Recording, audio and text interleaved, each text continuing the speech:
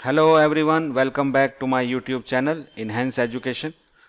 आज हम कर रहे हैं chapter 4 determinant NCERT class 12 maths for CBSE and IIT के लिए। और आज का हमारा टॉपिक है application of determinants and matrices. जी हाँ, ये लेक्चर 8 है इस प्लेलिस्ट का और इसकी इंपॉर्टेंट एप्लीकेशन है मैट्रिक्स मेथड।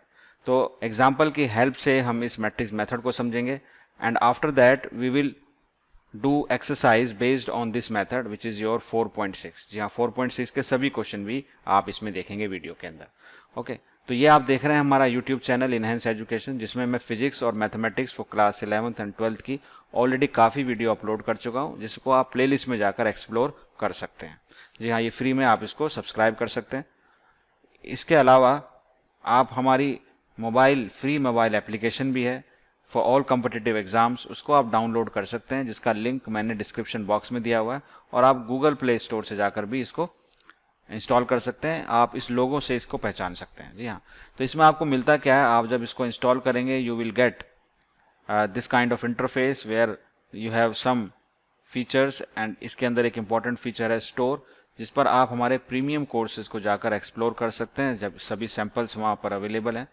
और इसके अलावा जो कुछ फ्री कंटेंट भी काफ़ी आपको मिल जाएगा, जिसमें फ्री स्टडी मटेरियल है। फ्री स्टडी मटेरियल के लिए आप इन 3 लाइंस पर क्लिक करेंगे तो आपको ऑप्शन मिलेगा जहाँ पर आप हमारा जो भी कंटेंट है फ्री में वो आप वहाँ पर देख सकते हैं। और आप वीडियो लेक्चर तो देख रहे हैं, वो वीडियो लेक्चर आप यहाँ पर भी आपको मिल जाएंगे। आप इंपॉर्टेंट चीज़ आपके लिए टेस्ट सीरीज है, टेस्ट सीरीज आप ज्वाइन कर सकते हैं इसको इंस्टॉल करने के बाद। तो जो भी यहाँ लेक्चर आप देख रहे हैं उसके पीडीएफ नोट्स यहाँ पर जो भी सोशल मीडिया साइट्स हैं वो यहाँ पर लिंक्ड हैं, तो वहाँ पर जाकर आप टेलीग्राम ग्रुप में, जिसका लिंक मैंने डिस्क्रिप्शन में भी दिया हुआ, वहाँ से आप पीडीएफ नोट्स भी डाउनलोड कर सकते हैं। और आप हमारे किसी बैच में, जी हाँ, अगर आप बैच में ज्वाइन करते हैं तो आप डीपीपीस का फ़ायदा भी उठा सकते हैं। तो चलिए अब हम स्टार्ट कर लेते हैं अपना इस टॉपिक को, और ये है एप्लीकेशन। तो अभी तक हमने पढ़ा है कि डिटर्मिनेंट्स क्या होता है, मैट्रिसेस क्या होता है। अब हम इसका देखेंगे कि इसका यूज़ क्या है, आखिर हमें इसको पढ़ते क्यों हैं। तो इसके पढ़ने के जो इसकी जो एप्लीकेशन है, 2 एप्लीकेशन यहाँ पर मैं बताने वाला हूँ। पहला तो है कि हम सॉल्व करने के लिए, यानी लीनियर इक्वेशन को सॉल्व करने के लिए इस मेथड का यूज़ करते हैं। तो सॉल्व करने के लिए जो लिमिटेड आपको जो सिलेबस में दिया हुआ है, एक तो आपको दिया हुआ है 2 वेरिएबल इक्वेशन और एक आपको दिया हुआ 3 वेरिएबल इक्वेशन। तो इसको थोड़ा समझ लेते हैं, 2 वेरिएबल और 3 वेरिएबल में किस तरह से हम सॉल्व करेंगे। मान लीजिए आपको इक्वेशन दी हुई है एक, अगर हम जनरल इक्वेशन की बात करें, एक जनरल इक्वेशन है a1x है ना प्लस b1y है ना इज इक्वल टू c1, और एक होगी आपकी a2x plus b2y is equal to c2। तो यहाँ पर 2 वेरिएबल हैं, there is x and y। ठीक है, तो यहाँ पर जो ये 2 इक्वेशन में हमें अगर x और y को हम कैलकुलेट करना चाहते हैं तो मैट्रिक्स की मेथड से इसको हम सॉल्व कर सकते हैं। हम इस इक्वेशंस को लिख सकते हैं as A X is equal to B, A X is equal to B की फॉर्म में लिख सकते हैं, जहां पर जो आपकी ए है, कैपिटल ए, वो एक मैट्रिक्स होगी, the matrix of coefficients of X and Y. यानी यहाँ पर जो आपके एलिमेंट्स होंगे वो ये वाले होंगे, a1 b1 is and a1 b1 and a2 b2। ठीक है, ये आपके कोफिशिएंट हो गए, तो उसकी एक मैट्रिक्स बन गई। दूसरी जो हमने लिखी है x, कैपिटल x, वो वेरिएबल की मैट्रिक्स होगी, जिसके अंदर हमारे 2 वेरिएबल हैं, तो 2 वेरिएबल इस तरह से यहाँ आ जाएंगे। और जो हमारी मैट्रिक्स b होती है वो कांस्टेंट की मैट्रिक्स होती है, जो यहाँ पर आप देख रहे हैं c1 एंड c2, तो ये c1 एंड c2 आ जाएंगे। ठीक है, तो इस तरह से हम मैट्रिक्स की फॉर्म में इसको लिख सकते हैं। अगर हम इस इक्वेशन को जो हमने लिखी है इसको मैट्रिक्स की फॉर्म में लिखा है, तो अभी ये सॉल्व कैसे होगा। अगर हम इसको मल्टीप्लाई कर दें, प्री मल्टीप्लाई कर दें, ठीक है, तो मैं अभी इसको ऐसे, अब मैं इसको प्री मल्टीप्लाई करता हूँ, थोड़ा यहाँ ध्यान दें, प्री मल्टीप्लाई कर रहा हूँ विथ ए इनवर्स से, दोनों साइड करूंगा, ए इनवर्स से प्री मल्टीप्लाई कर दिया।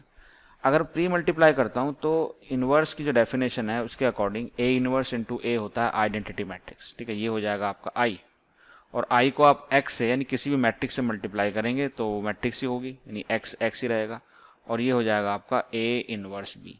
तो ये एक्चुअली फॉर्मूला होगा जिसका हम यूज करेंगे टू सॉल्व दिस इक्वेशन।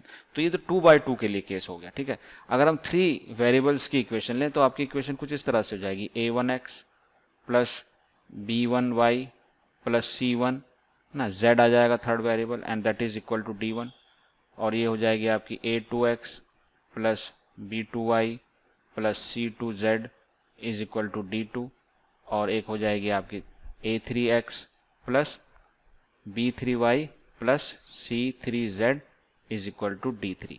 तो तीन अगर वेरिएबल हैं तो तीन इक्वेशन की जरूरत पड़ती है। तो इसको भी हम सिमिलरली ऐसे लिख सकते हैं ax इंटू बी। ठीक है, अब क्या होगा, हमारी जो मैट्रिक्स A होगी वो एक 3x3 की मैट्रिक्स हो जाएगी। बस इसके अंदर 2x2 की मैट्रिक्स थी, इसमें 3x3 की हो जाएगी। तो इसमें जो एलिमेंट होंगे वो कोफिशिएंट्स होगा of x, y and z। ये हो जाएगा आपका A1 B1 C1। इस तरीके से ये हो जाएगी A2 B2 C2 और ये हो जाएगी आपकी A3 B3 C3। ठीक है, तो 3x3 की मैट्रिक्स है यहाँ पर x A। ठीक है, और कैपिटल X जो है वो हमेशा वेरिएबल की होगी x y z। ठीक है, तो और जो आपकी मैट्रिक्स B होती है वो कांस्टेंट्स की मैट्रिक्स होती है, इसके अंदर आपका आएगा D1 D2 D3। तो या तो 2 वेरिएबल्स का केस आएगा आपके लिए या 3 वेरिएबल्स का केस आएगा। ठीक है, तो अब हमें इसमें भी सिमिलरली अगर मैं यहाँ पर इसको ax is equal to B है, इसको अगर मैं प्री मल्टीप्लाई करता हूँ a इनवर्स के साथ, तो यहाँ भी मैं a इनवर्स के साथ मल्टीप्लाई करूँ, यहाँ भी a इनवर्स के साथ मल्टीप्लाई करूँ, तो ये क्या हो जाएगा, i हो जाएगा। i x से मल्टीप्लाई होकर x ही रहेगा। और ये सेम फॉर्मूला देखेंगे आप, चाहे 2 वेरिएबल की मैट्रिक्स हो या 3 वेरिएबल की मैट्रिक्स हो, तो इस फॉर्मूले को सॉल्व करेंगे। इस फॉर्मूले में वैल्यूज रखेंगे जिसमें हमें a इनवर्स की जरूरत पड़ती है और हम सॉल्व कर पाएंगे, यानी लीनियर इक्वेशन को सॉल्व कर पाएंगे। This is your first application of determinants and matrices. ठीक है, अब यहाँ पर आप गौर करें, जो फॉर्मूला यूज्ड हो रहा है वो है x is equal to a inverse b। a inverse हम जानते हैं विच इज एडजॉइंट है ना, यहाँ पर देखिए a इनवर्स का फॉर्मूला है। ठीक है, अगर आप a इनवर्स को पहले पढ़ चुके हैं तो इसकी आप वैल्यू सब्स्टिट्यूट कर दें तो x जो है वो इस फॉर्म में आ जाएगा आपका। ठीक है, अब x की जो वैल्यू आप निकाल रहे हैं that is depends on a, determinant of a। Determinant of a जो है वो should not be equal to 0, otherwise क्या होगा, आप इसकी वैल्यू को सॉल्व नहीं कर पाएंगे। तो क्या क्या सिस्टम बनेंगे वो हम आगे डिस्कस करेंगे, लेकिन अब हम इसकी सेकंड एप्लीकेशन को देखें। बहुत छोटी सी एप्लीकेशन है। इसके अंदर ये कहता है कि हम चेक कर सकते हैं consistency of system of equation. ये आपकी दूसरी एप्लीकेशन है। कंसिस्टेंसी का मतलब ये हुआ कि या तो आपका सिस्टम जो है लीनियर इक्वेशन का, या तो वो कंसिस्टेंट सिस्टम कहलाएगा या वो इनकंसिस्टेंट सिस्टम कहलाएगा। कंसिस्टेंट सिस्टम का मतलब अगर सॉल्यूशन होंगे, यानी या तो आपके यूनिक सॉल्यूशन आए या इनफाइनाइट सॉल्यूशन आए। ठीक है, इक्वेशन के यूनिक सॉल्यूशन हो सकते हैं, इनफाइनाइट सॉल्यूशन हो सकते हैं, और कोई भी सॉल्यूशन नहीं हो सकता। तो अगर कोई सॉल्यूशन नहीं है तो उसको हम बोलते हैं इनकंसिस्टेंट। ठीक है, तो कंसिस्टेंट सिस्टम है या इनकंसिस्टेंट सिस्टम है, इसका पता हम लगा सकते हैं by using this matrices and determinant. तो ये दो चीजें हमने देखी, एक सॉल्व करने के लिए एप्लीकेशन है इसकी, और दूसरा कंसिस्टेंसी को मालूम करने के लिए। अगर मैं इन दोनों चीजों को क्लब करके यहाँ आपको समझाऊं तो आपको बड़े अच्छे तरीके से समझ में आएगा। इस मेथड को एक्चुअली हम बोलते हैं मैट्रिक्स मेथड या गॉस जॉर्डन मेथड भी कहा जाता है। ठीक है, दिस इज दी है ना use to solve system of linear equation है ना, और इसके अंदर हम इनवर्स ऑफ मैट्रिक्स का यूज कर रहे हैं। देखिए यहाँ पर देख फॉर्मूला भी आपके लिए हमने पहले से ये लिख दिया है यहाँ पर। अब देखिए पूरा सिनेरियो क्या है कि जो डिटर्मिनेंट है a का, वो उसकी वैल्यू 0 है या नॉन 0 है, उस पर बहुत सारी चीज़ें डिपेंड करती हैं, क्योंकि आपका डिटर्मिनेंट डिनोमिनेटर में आ रहा है। तो अगर ये डिनोमिनेटर में जो वैल्यू आ रही है डिटर्मिनेंट की, वो अगर नॉन 0 है, ठीक है, तब तो आपको इसका इस इक्वेशन में आप उसको रख पाएंगे और इसको सॉल्व कर पाएंगे, तब आपका आएगा यूनिक सॉल्यूशन। तो ये जो केस है determinant of a is non 0, या इसको ये कह सकते हैं कि आपकी जो मैट्रिक्स a है ना, यानी a जो है वो क्या है, इसको हम बोलते हैं नॉन सिंगुलर है। ठीक है, ऐसा कह लें, तब आपके यूनिक सॉल्यूशन आते हैं, और अगर सॉल्यूशन आते हैं तो उसको हम बोलते हैं कंसिस्टेंट। अगर determinant of a is equal to 0 हो जाए तो क्या होगा, ठीक है, यानी जो नीचे ये वैल्यू है 0 हो जाए। अब 0 हो जाए और ऊपर की वैल्यू कुछ भी हो सकती है, तो समथिंग अपॉन 0, तो ये क्या होता है, नॉट डिफाइंड, ये डिफाइंड ही नहीं होगा। डिफाइंड मतलब नो सॉल्यूशन, और जब सॉल्यूशन नहीं आते तो उसको हम बोलते हैं इनकंसिस्टेंट। लेकिन ये कब होगा, जब ऊपर की वैल्यू यानी एडजॉइंट a b नॉन 0 है ना, ऊपर की वैल्यू नॉन 0 नीचे 0, तो नॉट डिफाइंड हो गया। लेकिन अगर ऊपर भी 0 हो गया, यानी एडजॉइंट a b, यानी जो ऊपर वाली ये वैल्यू है x में, अगर ये भी 0 हो जाए और नीचे वाली भी वैल्यू 0 है, यानी डिटर्मिनेंट a भी 0 है, तो इसका मतलब हो गया ऊपर भी 0 और नीचे भी 0। तो 0 अपॉन 0 क्या होता है, ये 0 नहीं होता, इसको आप ध्यान रखेंगे, ये होता है आपका इनफाइनाइट, यानी इसकी वैल्यू इनफाइनाइट आएगी, यानी इसके इनफाइनाइट सॉल्यूशन होंगे। तो ये 3 केस बनते हैं।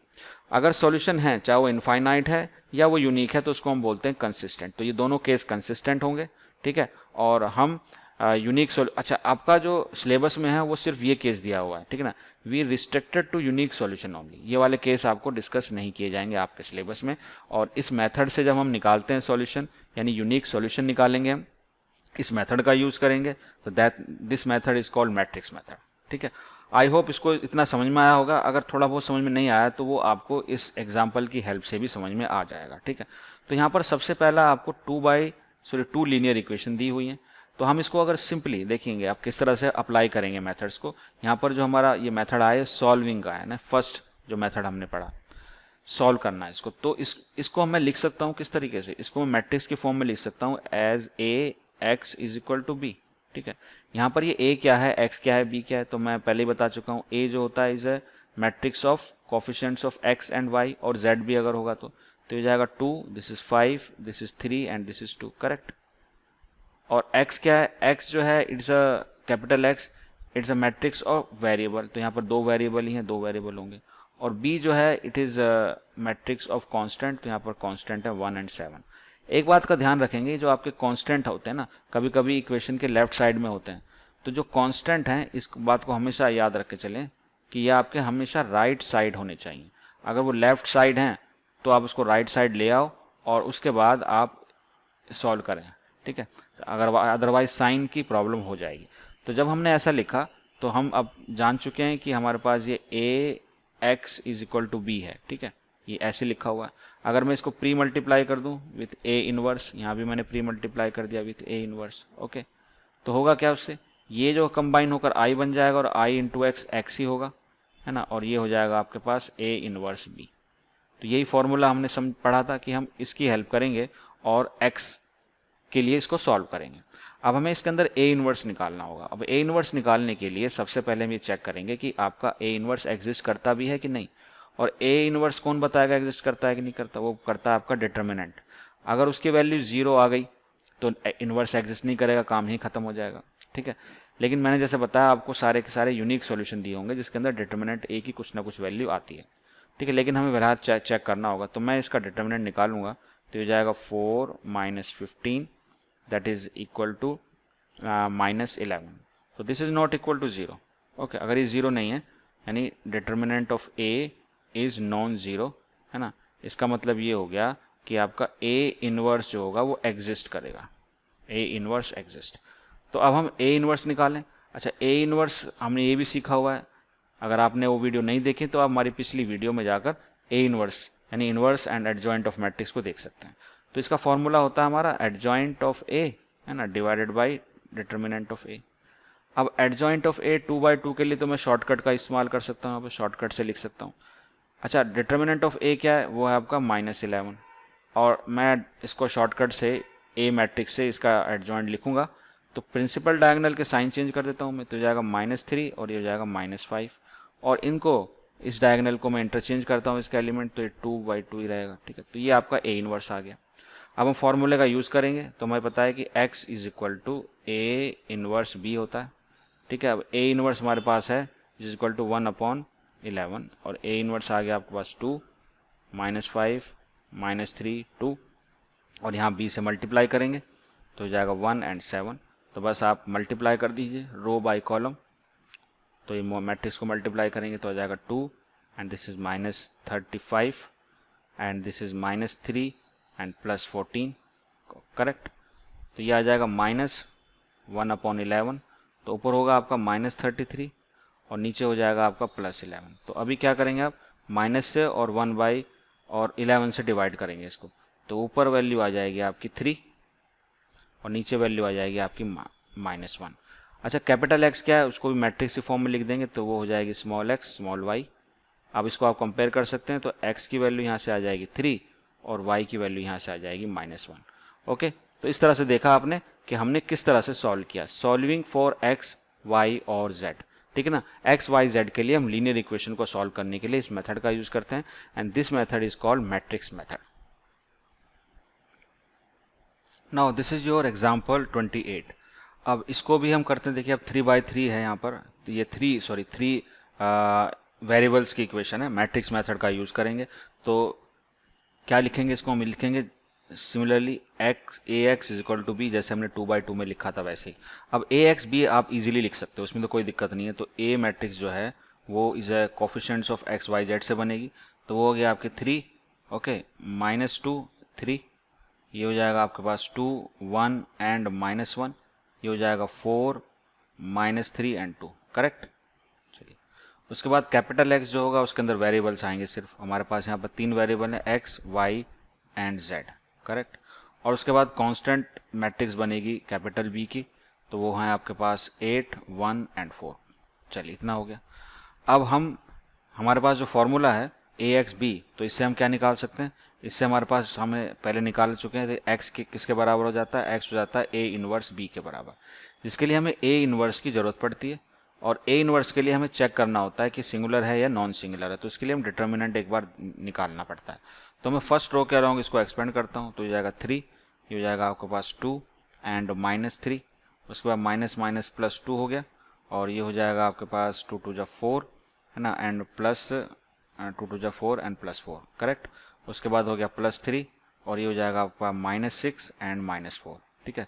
तो ये आपकी वैल्यू आ जाएगी यहाँ पर -1 आकर, ये हो जाएगा -3, ये हो जाएगा आपके पास 8 एंड 8 2 जा 16, ओके, और ये हो जाएगा -10, तो हो जाएगा आपके पास -30, करेक्ट। 10 एंड 3 30 -30।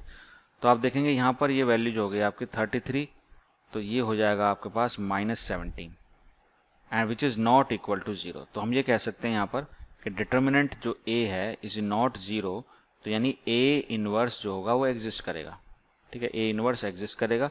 अब a इनवर्स एग्जिस्ट करेगा यानी इसके जो सॉल्यूशन होंगे वो कैसे होंगे, इसके जो सॉल्यूशन होंगे वो यूनिक सॉल्यूशन होंगे, यूनिक सॉल्यूशन।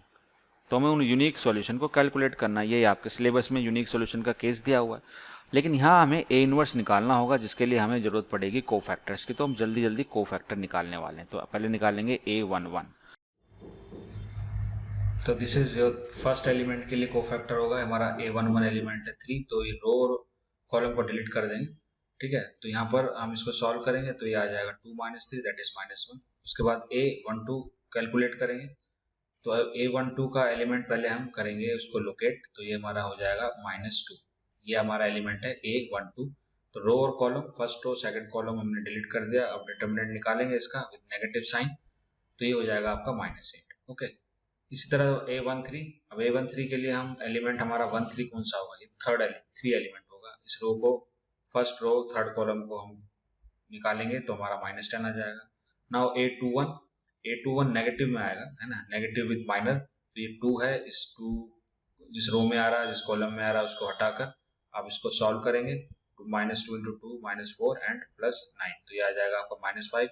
और A22 के लिए हमारा जो एलिमेंट हो 1 होगा, ठीक है। तो सेकंड रो सेकंड कॉलम को डिलीट कर दिया, क्रॉस मल्टीप्लाई कर दिया, तो ये आपका कितना आ गया 6 -12, ओके। 6 - 12 कितना हो जाएगा -6, ओके। ये आपका A22 हो गया। नाउ A23 माइनस साइन के साथ ओपन करेंगे, तो ये आपका एलिमेंट हो गया -1। इसको रो को कॉलम को डिलीट कर दिया, क्रॉस मल्टीप्लाई कर देंगे एलिमेंट्स को, ठीक है। तो ये आपका आ जाएगा -9 + 8, तो ये आएगा आपका +1। नाउ A31 को पहले एलिमेंट को लोकेट करें, तो ये आपका फोर एलिमेंट है, तो third row and first column को डिलीट कर देंगे, क्रॉस मल्टीप्लाई करेंगे, -1 आएगा। A32 कैलकुलेट करेंगे, तो हम एक एक विजुअल के साथ कर रहे हैं सारा। तो ये देखो आप इस तरह से -3, और A32 के लिए हमने कैलकुलेट किया विद नेगेटिव साइन आएगा ये, तो ये आपका आएगा +2। लास्ट कोफैक्टर है आपका A33, इसके लिए आप third row and third column को क्या करेंगे, डिलीट करेंगे। 2 इज द एलिमेंट, है ना, तो हम डिलीट करेंगे, क्रॉस मल्टीप्लाई करेंगे अगेन, तो ये आपका आ जाएगा =7। अब ये जो है रो हो गई फर्स्ट, ये हो गई सेकंड रो, और ये हो गई थर्ड रो। इसको हम कन्वर्ट कर देंगे कॉलम, यानी इसका ट्रांसपोज ले लेंगे, तो आ जाएगा एडजॉइंट ऑफ ए, ठीक है। एडजॉइंट ऑफ ए आप ट्रांसपोज कर दीजिए, तो -1 -8 -10 -5 -6 1 एंड -1 12 एंड 7, तो ये आपका एडजॉइंट ऑफ ए आ गया, ठीक है। तो ये थोड़ा सा करेक्ट करना पड़ेगा, ये एक्चुअली -3 है, ओके। तो थोड़ा सा चेंजेस है यहाँ पर, ये 9 है, ये 12 को भी हम करेंगे 9, तो ये आपका है एडजॉइंट ए। अब हमारे पास जो मैट्रिक्स मेथड है वो है x = A इनवर्स B।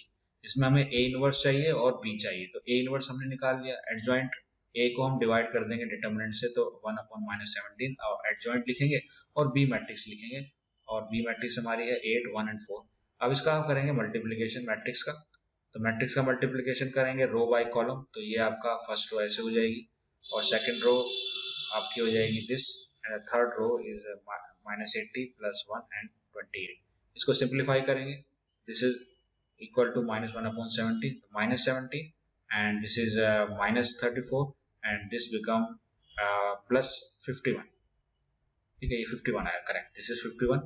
अब -17 से इसको डिवाइड कर देंगे, तो हमारे पास जो मैट्रिक्स x है it's become 1 and this is 2, और ये हो जाएगी आपकी, दिस इज भी, ये भी पॉजिटिव होगा, एक्चुअली नेगेटिव है -51, तो ये आएगा 1, 2, 3 आ जाएगा। तो इसको आप कंपेयर करें with capital matrix x, okay, तो आपके पास में मैट्रिक्स में एलिमेंट है 1, 2 एंड 3, तो आप कंपेयर करेंगे तो x की वैल्यू 1 आएगी, y की वैल्यू 2 आएगी और z की वैल्यू 3 आएगी। ठीक है, तो this is the solution to this question. Next, अब नेक्स्ट है हमारा ये वर्ड प्रॉब्लम है ना। अब इस वर्ड प्रॉब्लम को हमें देखते हैं क्या कह रही है, पहले इसको पढ़ लेते हैं। ये कहती है the sum of 3 number is 6। Okay, if we multiply third number by 3 and add second number to it we get 11। तो लिख लेते हैं पहले। यहाँ पर मान लेते हैं हमारे पास जो नंबर है वो एक्स वाई जेड है। लेट 3 नंबर्स है ना are x Y and z. मान लिया हमने 3 नंबर दिए अननोन है, तो इसके अकॉर्डिंग क्या है, नहीं इसका जो सम है x Y z it is equal to 6। अब कह रहा है if you multiply third number by 3, third number यानी जेड के साथ इसको आप 3 से मल्टीप्लाई कर दीजिए, है ना, and add second number to it, second number हमारा वाई इसमें ऐड कर दिया, तो वी गेट 11। तो ये एक और इक्वेशन आ गई। नाउ नेक्स्ट क्या कहता है, by adding first and third numbers, first and third, first है आपका x, थर्ड है आपका z, है ना, वी ऐड करते हैं, we get double of the second number, है ना, we get double of the second number. तो डबल ऑफ द सेकंड मतलब 2 टाइम्स ऑफ y आ जाएगा। तो इस तरह से आपको 3 इक्वेशन, लीनियर इक्वेशन मिल गई हैं। रिप्रेजेंट इट एल्जेब्रिकली, तो हमने रिप्रेजेंट कर दिया algebraically, and find numbers using matrix method. और मैट्रिक्स मेथड हमने पढ़ा है, उसका यूज करेंगे जैसे अभी हमने किया था क्वेश्चन। तो बस हम इसको लिख लेते हैं ax is equal to b की फॉर्म में। ओके, यानी यहाँ पर हमारी मैट्रिक्स ए क्या हो जाएगी, जिसकी हमें जरूरत पड़ेगी, हो जाएगी 1, 1, 1, और ये हो जाएगी यहाँ पर आपकी 0 हो जाएगा कोफिशिएंट इसका, देन 1 एंड दिस इज 3। तो कोफिशिएंट आप ध्यान से देखेंगे एक्स वाई जेड इसी ऑर्डर में आपको लिखना है हमेशा। ठीक है, अगर आपकी इक्वेशन ऑर्डर में नहीं है लेकिन आपको उसको ऑर्डर यहाँ पर मैट्रिक्स में ऑर्डर में ही आएगा, और ये हो जाएगा आपके पास 1, और ये 2y इधर आएगा, यानी इसको इक्वेशन को हम ऐसे लिखेंगे x minus 2y plus z is equal to 0। ठीक है, तो coefficient of y is -2 and z is 1। ठीक है, तो a मैट्रिक्स आ गई। x कैपिटल X मैट्रिक्स क्या हो जाएगी, 3 वेरिएबल हैं तो वो तो x y z होगी। ठीक है, और कैपिटल B मैट्रिक्स क्या होगी, कोफिशिएंट सॉरी कांस्टेंट टर्म 6, 11 और 0, तो 6, 11 एंड 0। ठीक है, ये काम इतना हो गया। अब हम देखेंगे कि जो हमारा x होता है वो क्या होता है, that is equal to a inverse b। इस फॉर्मूले से निकालते हैं ना, a इनवर्स का यूज करते हैं, मैट्रिक्स के इनवर्स का यूज कर कर ही हम निकालते हैं, इसी को हम मैट्रिक्स मेथड बोलते हैं। अब a इनवर्स के लिए हमें लेकिन चेक करना पड़ेगा कि इसका मैट्रिक्स a नॉन सिंगुलर है या सिंगुलर है, तो इसको हम पहले चेक करेंगे। अब इसमें फर्स्ट रो के अलोंग में इसको एक्सपेंड करूँ, तो ये हो जाएगा 1 and this is +6, okay, then -1 और ये हो जाएगा 0 -3 एंड +1 और ये हो जाएगा आपके पास 0 एंड -1।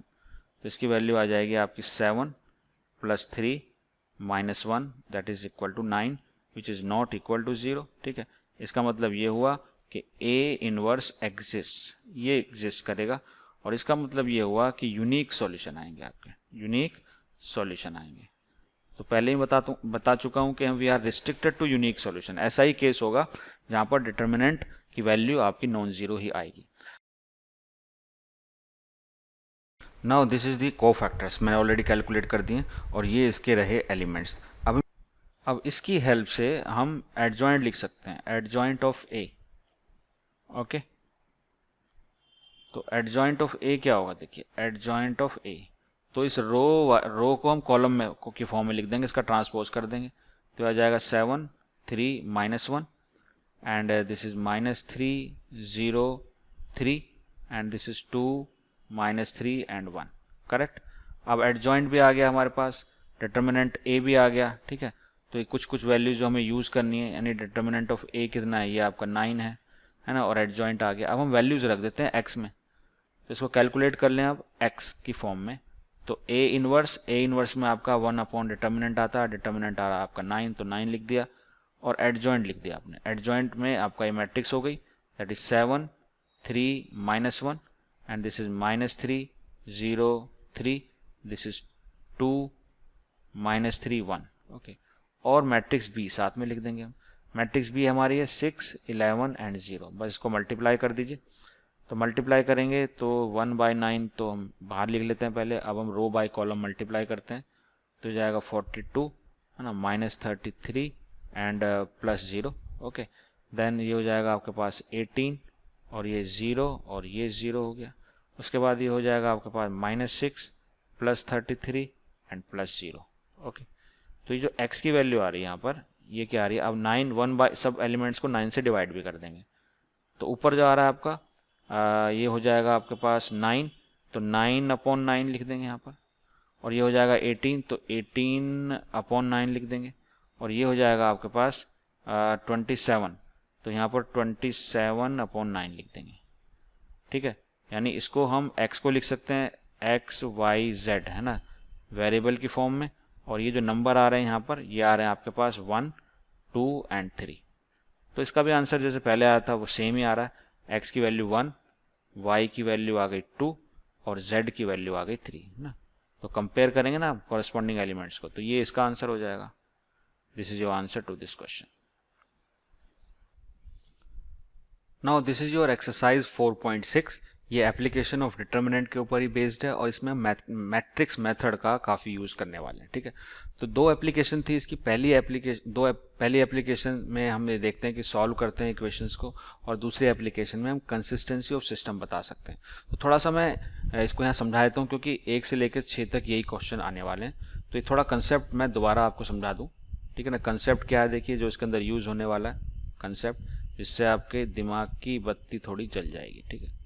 ये है क्या, देखिए, अगर हम इसमें चेक करेंगे सबसे पहले डिटर्मिनेंट ऑफ ए, अगर इसकी वैल्यू 0 आती है, तो यहाँ पर हम जो निकालते हैं ना x फॉर्मूला यूज़ करते हैं, a इनवर्स b का यूज़ करते हैं। और a इनवर्स क्या होता है, ये होता है आपका एडजॉइंट ऑफ a, है ना, and divide by determinant of a, और ऊपर b हो गया। तो अब देखिए, इसमें पहले हम डिटर्मिनेंट ऑफ a यानी नीचे वाली जो वैल्यू है, अगर वो नॉन ज़ीरो आती है, तो ये x के लिए हम इसको कैलकुलेट कर पाते हैं।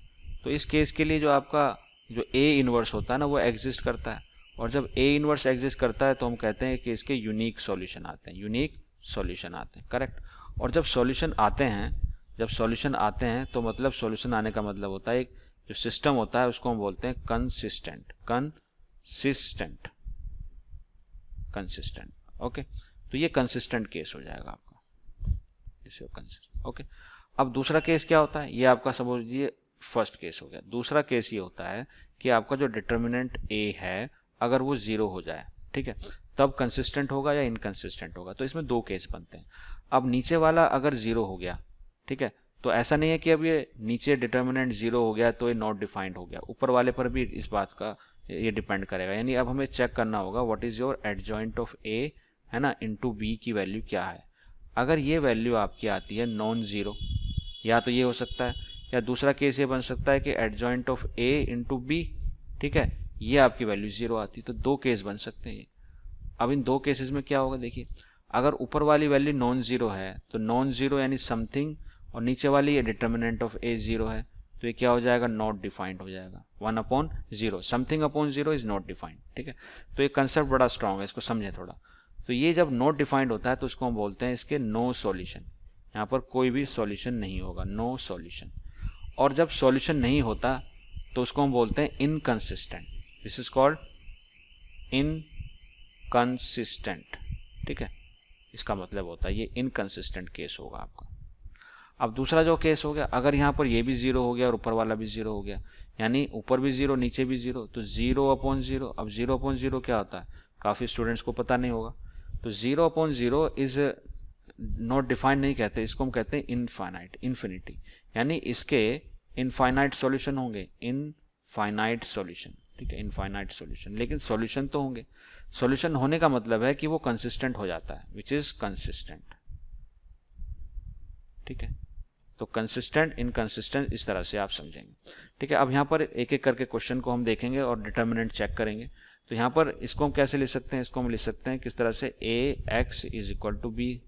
यहाँ पर ए क्या हो जाएगा, ए मैट्रिक्स हमारी जो बनेगी that is equal to 1 2 2 3, okay. अब इसका डिटर्मिनेंट निकालते हैं। डिटर्मिनेंट निकालोगे तो हो जाएगा आपके पास 3 and -4 that is equal to -1 and which is not equal to 0। तो ये क्या हुआ, पहला केस बना। पहला केस बहुत सिंपल हो जाता है, और ये जब पहला केस है यानी ये हम इसको बोल सकते हैं कि ए इनवर्स आपका एग्जिस्ट करेगा, है ना, और इसके क्या होंगे, यूनिक सॉल्यूशन होंगे, यानी सॉल्यूशन होंगे। सॉल्यूशन होने का ही मतलब होता है कि ये होगा आपका कंसिस्टेंट। तो हम लिख सकते हैं it is consistent, it is consistent. सिर्फ हमें यही बताना है कि कंसिस्टेंट है या इनकंसिस्टेंट है। तो पहला क्वेश्चन इस तरह से हो गया, ठीक है। चलिए अब सेकंड क्वेश्चन करते हैं। Now this is your question number 2, और इसमें इस को हम लिख सकते हैं इस तरह से, A X is equal to B की फॉर्म में। तो यहाँ पर ए एक 2x2 मैट्रिक्स बनेगी, एक्स वाई के कोफिशिएंट की दैट इज 2 -1 1 1, ओके। और कैपिटल एक्स बनेगी वेरिएबल की दैट इज एक्स वाई, है ना, और कैपिटल बी बन जाएगी कांस्टेंट की दैट इज 5 एंड 4। तो हमें चेक करना कंसिस्टेंसी और इनकंसिस्टेंसी, ठीक है। इसके लिए हमें डिटर्मिनेंट ए सबसे पहले निकालना होता है, that is your first step आप कह सकते हैं। तो दैट इज 2 एंड +1, ये हो गया आपका 3 and 3 is not equal to 0, है ना। तो हम इसको बोलेंगे कि ए इनवर्स एग्जिस्ट करेगा, करेक्ट, एग्जिस्ट, यानी हम ये कह सकते हैं कि इसके जो है यूनिक सॉल्यूशन होंगे। फॉर्मूला यूज हो जाएगा, यूनिक सॉल्यूशन होंगे, ओके। यूनिक सॉल्यूशन का मतलब ये क्या होगा, it is consistent, it is consistent system of equation, ठीक है। तो ये इसका आंसर हो जाएगा, it is a consistent system of equation, ठीक है। चलिए नेक्स्ट क्वेश्चन नंबर 3, ओके। इसको भी हम लिख सकते हैं किस तरह से, इसको भी हम लिख सकते हैं A X is equal to B की फॉर्म में। यहाँ पर ए हो जाएगी आपकी 2x2 मैट्रिक्स, एक्स वाई के कोफिशिएंट दैट इज 1 3 2 एंड 6, और एक्स कैपिटल एक्स हो जाएगी आपकी वेरिएबल की matrix that is small x small Y, और कैपिटल बी हो जाएगी आपकी constant that is 5 and 8। So now we calculate first determinant of A. तो डिटर्मिनेंट ऑफ ए हो जाएगा आपके पास 6 -6 इज इक्वल टू 0। अब ये केस आ गया देखिए आपके पास कि पहला आया इसमें ऐसा केस कि डिटर्मिनेंट ऑफ ए इज 0। अब हम कुछ कह नहीं सकते अभी कि ये आपका कंसिस्टेंट है या इनकंसिस्टेंट है। अब हमें दूसरे स्टेप पर जाना होता है जिसमें हमें निकालना होता है adjoint of A into B, correct. Adjoint of A मैं लिख लेता हूँ। तो एडजॉइंट ऑफ ए कैसे लिखेंगे, शॉर्टकट मेथड आपको मालूम होगा, जिसमें हम 2 और 3 का साइन चेंज करेंगे तो हो जाएगा आपके पास -2 -3, और 1 और 6 को इंटरचेंज करेंगे तो हो जाएगा 6 एंड 1, ठीक है। और बी मैट्रिक्स हमारे पास है 5 8, मल्टीप्लाई कर दीजिए, रो बाय कॉलम मल्टीप्लिकेशन होता है, तो हो जाएगा आपके पास 30 and -24 and this is -10 + 8, correct. तो ये जो है मैट्रिक्स कैसी आ रही है, मैट्रिक्स आ रही है आपके पास 6 और यहाँ पर आ रहा है -2। This is not a zero matrix, this is not a zero matrix, ये जीरो मैट्रिक्स नहीं है। अगर ये जीरो मैट्रिक्स नहीं है तो समथिंग अपॉन जीरो, है ना, समथिंग अपॉन जीरो क्या होता है, नॉट डिफाइंड, यानी ये जो केस होता है यहाँ पर हम कह सकते हैं there is a no solution, no solution, ठीक है। ए इज इक्वल टू 0, तो ए यहाँ पर क्या है, देखिए ये केस जो है इसमें जो मैट्रिक्स है ये है आपकी सिंगुलर मैट्रिक्स, और हमने उसके बाद चेक किया इस वैल्यू को जो नॉन जीरो आ रही, तो अगर ये नॉन जीरो आती है तो आपका नो सॉल्यूशन हो गया, और नो सॉल्यूशन का मतलब इनकंसिस्टेंट, इनकंसिस्टेंट नहीं, कंसिस्टेंट सिस्टम नहीं, इट इज इनकंसिस्टेंट सिस्टम, ठीक है। तो ये आपका एक्चुअली आंसर होगा इनकंसिस्टेंट। तो कंसिस्टेंट या इनकंसिस्टेंट। चलिए नेक्स्ट क्वेश्चन है। अब ये क्वेश्चन आपका आ गया 4th, और अब ये है आपके 3 वेरिएबल्स केस। तो इसमें तरीका वही होगा, थोड़ा बड़ा हो जाएगा अब ये। तो मैट्रिक्स हमारी हो जाए 3x3 की हो जाएगी 1 1 1 2 3 2 A A and 2A, okay. Matrix x हो जाएगी आपकी एक्स वाई जेड, और मैट्रिक्स बी हो जाएगी आपकी 1 2 4। ओके, ये हो गया। अब हमें सबसे पहले क्या काम होता है, हम डिटर्मिनेंट ऑफ ए निकालते हैं। तो आप फर्स्ट रो के रो एक्सपेंड करेंगे इसको, तो ये हो जाएगा आपके पास 6a माइनस 2a, उसके बाद माइनस 1, एंड दिस इज आपका 4a minus 2a and plus 1, तो this is equal 2a minus 3a। तो ये होगा आपके पास 4a, ठीक है। यहाँ पर आ जाएगा आपका 2, तो माइनस 2a, और यहाँ पर आ जाएगा आपके पास माइनस a, तो this value is equal to a, ठीक है, which is not equal to 0। तो ये तो सिंपल और इजी केस हो जाता है, a is not equal to 0। If determinant of a is not equal to 0, it implies that, इसका मतलब क्या होगा कि a is non singular, non singular matrix होगी, ठीक है। तो नॉन सिंगुलर का केस बिल्कुल क्लियर होता है कि उसके जो सॉल्यूशन होते हैं वो कैसे होते हैं, यूनिक सॉल्यूशन होते हैं, यूनिक सॉल्यूशन होंगे। तो सॉल्यूशन चाहे यूनिक हो या इनफाइनाइट हो, वो कंसिस्टेंट सिस्टम होता है, तो इसको हम बोलेंगे इट इज कंसिस्टेंट सिस्टम, ठीक है। ये हमें आंसर देना था, कंसिस्टेंट या इनकंसिस्टेंट। ओके, चलिए अभी 2 क्वेश्चन बाकी हैं इसी पर, कंसिस्टेंसी और इनकंसिस्टेंसी के लिए। तो अब ये पर यहाँ पर भी ये 3 वेरिएबल इक्वेशन दी हुई है, तो यहाँ भी हम इसको लिख सकते हैं ax is equal to B की फॉर्म में, जहाँ पर हमें मैट्रिक्स मिलेगी a, है ना, this is equal to 3 minus 1 minus 2, और यहाँ पर x का कोफिशिएंट है नहीं तो हो जाएगा 0, this is 2 and this is minus 1, this is 3, this is minus 5, यहाँ z का कोफिशिएंट नहीं तो वो हो गया z, ठीक है। और कैपिटल X में आपका आ गया x y z। ओके, ये तो हमेशा ऐसे ही सेम रहता है। और b के अंदर हो गया आपके पास that is 2 minus 1 and 3। Okay, तो इनकी भी जरूरत पड़ेगी नहीं पड़ेगी, ये बताएगा हमें डिटर्मिनेंट ऑफ a। तो इसको हम एक्सपेंड करें, फर्स्ट रो कह लो, तो हो जाएगा 3 और ये हो जाएगा आपके पास 0 and this is minus 5, minus minus plus 1 हो जाएगा 0 and minus minus plus 3। Okay, उसके बाद माइनस 2, तो हो जाएगा 0 एंड माइनस 6। ओके, तो ये होगा आपके पास minus 15, this is plus 3 and this is plus 12, तो ये अगेन हो जाएगा आपका 0। मतलब ये हुआ कि जो डिटर्मिनेंट a है वो 0 आ गया। अब हम अभी इस स्टेज पर हम कुछ नहीं बता सकते, यानी जो a है आपकी इज सिंगुलर मैट्रिक्स आ गई। अब इसमें 2 केस आ सकते हैं, इसमें हमें अब चाहिए कि हम एडजॉइंट निकाल लें। अब एडजॉइंट निकालने के लिए हम पहले निकालेंगे a11, ठीक है। अब एडजॉइंट निकालने की बारी है, तो a11 निकालना चाह रहा हूँ मैं यहाँ पर, तो 0 एंड दिस इज माइनस 5, तो मैं डायरेक्टली यहाँ कर रहा हूँ a11 हो गया। उसके बाद a12, ठीक है, नेगेटिव साइन के साथ ये मैंने किया, 0 हो गया, माइनस 3 और माइनस है तो ये हो जाएगा प्लस 3। उसके बाद a13, ये पॉजिटिव साइन के साथ खोलेंगे इसको, तो 0, ये हो जाएगा माइनस 6। देन a21, ये नेगेटिव साइन के साथ होगा, तो नेगेटिव साइन यहाँ लिख देते हैं, तो ये हो गया और ये हटा दिया हमने, तो ये हो गया 0 और ये हो गया आपका माइनस 5, तो माइनस माइनस प्लस 5 हो जाएगा, करेक्ट। उसके बाद आ गया आपका a22, तो a22 में पॉजिटिव साइन लेना, ये हट गया, ये 0 हो गया, ये आपका माइनस 6 आ गया, माइनस माइनस प्लस 6 हो जाएगा ये, करेक्ट। उसके बाद आएगा आपका a23, ये नेगेटिव साइन के साथ इसको करेंगे, ये हट गया, ये हट गया, ये हो गया minus 15 and plus minus 15, sorry minus 15 and plus 3, तो माइनस 12 एंड माइनस प्लस 12 हो जाएगा। Okay, and this is a31। अब a31 ये होगा आपका पॉजिटिव साइन के साथ, तो हो जाएगा 1 and plus 4 5, and then a32 ये हो जाएगा आपके पास नेगेटिव साइन के साथ, इसको लिखेंगे, ठीक है। तो ये छोड़ा तो हो जाएगा माइनस 3 एंड 0, तो प्लस 3 हो जाएगा ये भी, ठीक है। लास्ट आपका कोफैक्टर हो जाएगा a33, ठीक है, a33 तो हो जाएगा 6, तो ये सिंपली 6 आ जाएगा, ठीक है। अब हम इसको कन्वर्ट कर देंगे, ठीक है। हम जब एडजॉइंट लिखेंगे, एडजॉइंट ऑफ a लिखेंगे, तो हम रो को कॉलम बना देंगे। तो हमारे पास ये जो एलिमेंट्स हैं इस रो में, इसको कॉलम बना देंगे, इस रो को भी कॉलम बना देंगे, और जो थर्ड रो है उसको थर्ड कॉलम बना देंगे, ठीक है। तो इस तरह से एडजॉइंट आ जाएगा। तो ये हमारा एडजॉइंट हो जाएगा -5 3 -6 5 6 12 और ये 5 3 6। तो यहाँ पर दो करेक्शन एक्चुअली हैं, एक तो ये वाला जो टर्म है आपका, ठीक है, एक ये और यहाँ पर, ठीक है। तो इन दोनों को एक बार दोबारा चेक कर लें। तो A12 के लिए A12, ओके, तो this is 0 and this is sorry A12, तो ये A12 हो गया 0 एंड -3, तो ये आपका आ रहा है एक्चुअली -3, ठीक है।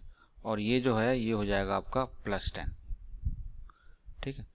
तो इसके अकॉर्डिंग हम इसको अब फिल कर रहे हैं। तो यहाँ पर हो गया आपका 5, this is -3, okay, this is 10। तो थोड़ा सा केयरफुली करें, जल्दबाजी में गलती हो सकती है। अब हमारे पास ये एडजॉइंट भी आ गया, डिटर्मिनेंट भी आ गया। अब हमें जो अगला स्टेप है, क्योंकि ये सिंगुलर मैट्रिक्स आई है, अब हमें एडजॉइंट, है ना, हमें चेक करना होगा what is adjoint of A into B, इसको हमें चेक करना होगा। तो एडजॉइंट ऑफ A लिखेंगे हम, दैट इज -5, 10, 5, -3, 6, 3, -6, 12, 6, और B के साथ इसको मल्टीप्लाई कर देंगे। तो B है हमारा 2, -1 एंड 3। तो केयरफुली इसको मल्टीप्लाई करें, तो देखते हैं 0 आता है कि नहीं आता है। 0 मैट्रिक्स के बराबर, तो हो जाएगा -10, that is -10 and this is 15, that is +15, okay. उसके बाद ये आ जाएगा आपका -6, -6 and this is +9, this is -12, then -12 and this is 18, okay. तो इसको आप सिंप्लीफाई करेंगे तो यहाँ पर 0 मैट्रिक्स तो नहीं आ रहा है, ये माइनस ये हो जाएगा आपके पास -5, ये -12 हो गया तो ये हो गया आपके पास -3, ये हो गया 18 है तो ये 24, तो ये हो जाएगा आपके पास -6, ठीक है, which is not equal to 0 matrix. तो अगर ये 0 मैट्रिक्स नहीं है तो इसका मतलब ये हुआ कि there is a no solution, no solution, इसके कोई सॉल्यूशन नहीं आएंगे। कोई सॉल्यूशन का मतलब है कि इट इज इनकंसिस्टेंट, ठीक है। तो ये कैसा होगा, it is inconsistent system, inconsistent system, ये आपका आंसर हो जाएगा इसका।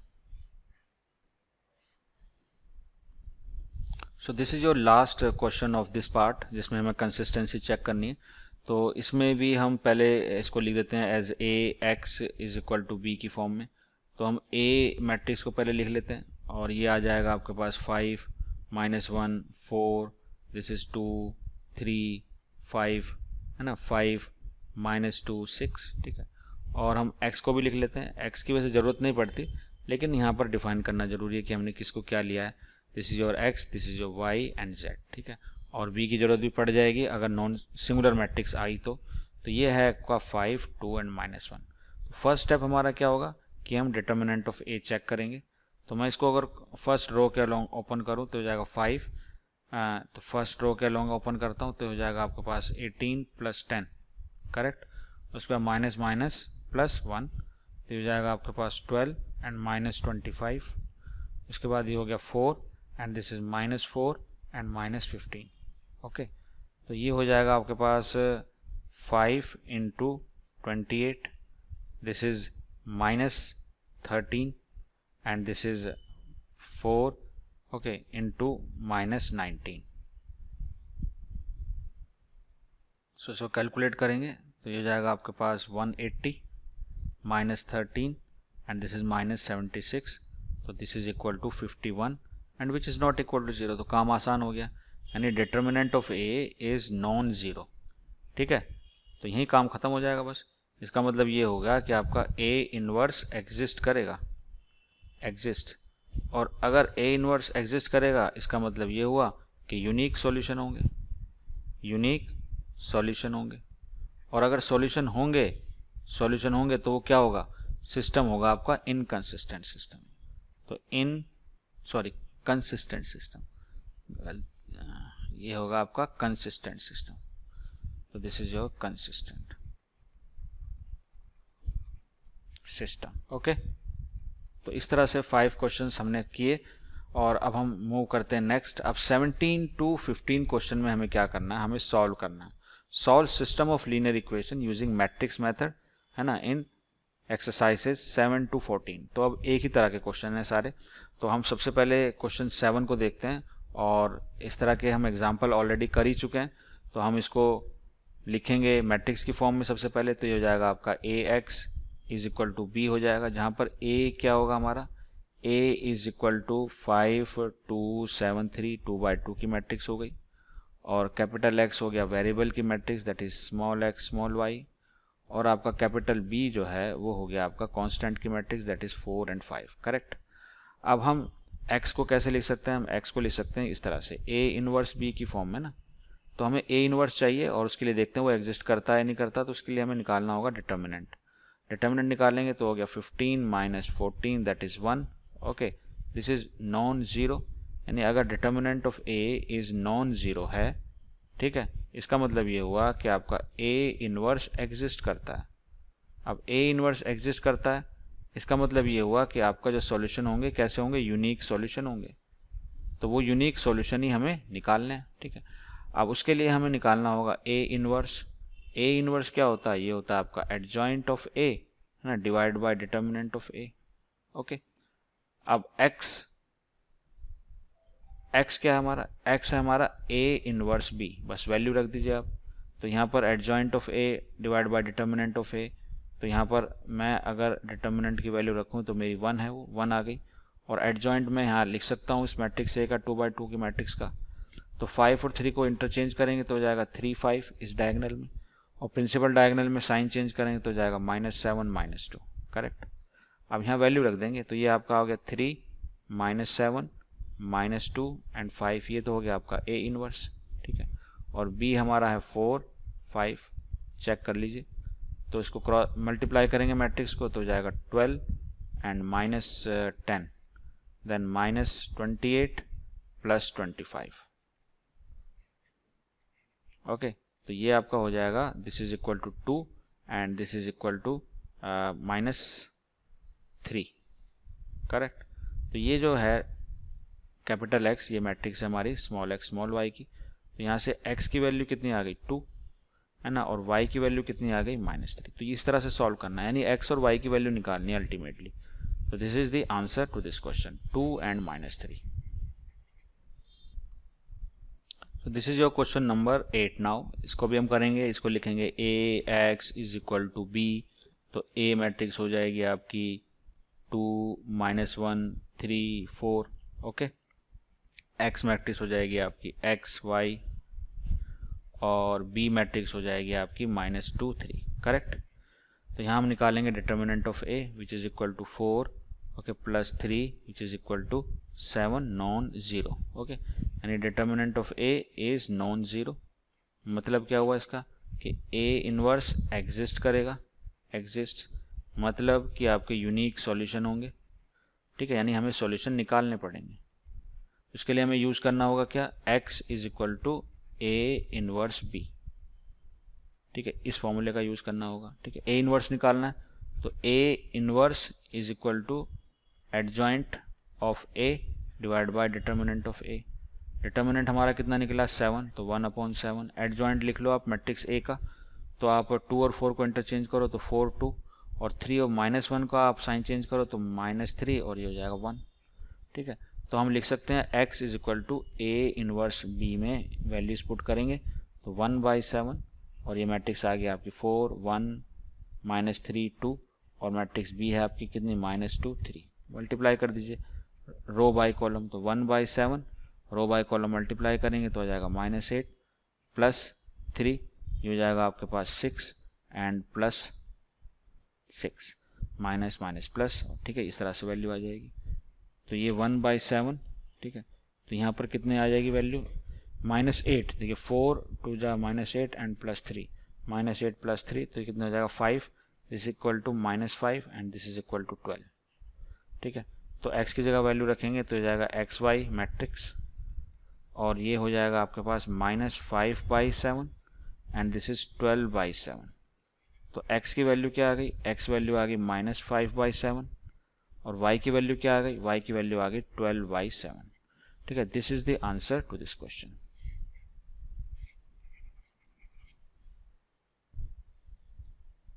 This is your question number 9 now. So इसको ये हो जाएगा ax is equal to b matrix के फॉर्म में, where a is equal to 4 -3 3 -5, okay. Capital X is X Y, 2 variable, और कैपिटल बी इज 3 and 7। ठीक है, तो हम चेक करेंगे पहले इसका डिटर्मिनेंट। तो ये हो जाएगा आपके पास -20 and +9 that is equal to -11 non zero. Okay, यानी determinant of A is non zero. इसका मतलब क्या हुआ? इसका मतलब ये हुआ कि ए इनवर्स एग्जिस्ट करेगा, एग्जिस्ट। अब ए इनवर्स एग्जिस्ट करेगा, इसका मतलब क्या होगा कि आपके यूनिक सॉल्यूशन होंगे, यूनिक सॉल्यूशन होंगे। तो उसको हम निकालेंगे किससे? x is equal to A inverse b का यूज करते हुए। ठीक है, इसके लिए हमें ए इनवर्स निकालना पड़ेगा। तो ए इनवर्स क्या होता है? That is equal to adjoint of a divide by determinant of a. Determinant हमने निकाला, दैट इज इक्वल टू -11, और एडजॉइंट लिख लेंगे इस ए का। तो हम 4 और -5 को इंटरचेंज करेंगे तो हो जाएगा -5, दिस इज 4। इसका साइन चेंज करेंगे तो ये हो जाएगा नेगेटिव और ये हो जाएगा पॉजिटिव। करेक्ट। अब इसमें रख सकते हैं हम x is equal to A inverse b में इसकी वैल्यू, दैट इज -1/11, और एडजॉइंट ऑफ a हो गया -5, 3, -3 and 4, और b आपका हो गया this is equal to 3 and 7। ठीक है, मल्टीप्लाई कर दीजिए, दैट इज -1/11, तो हो जाएगा -15, ओके, +21, दिस इज -9 and +28। ठीक है, सिंप्लीफाई करेंगे, दिस इज -1/11, तो ये हो जाएगा आपके पास 6, ओके, प्लस का 6, और ये हो जाएगा आपके पास 19। ओके, तो यहाँ पर ये कैपिटल एक्स है, इसके हम वैल्यू रखेंगे तो हो जाएगी एक्स वाई मैट्रिक्स, और ये अगर हम -1/11 से करेंगे तो हो जाएगा 6/11, और ये हो जाएगा -19/11।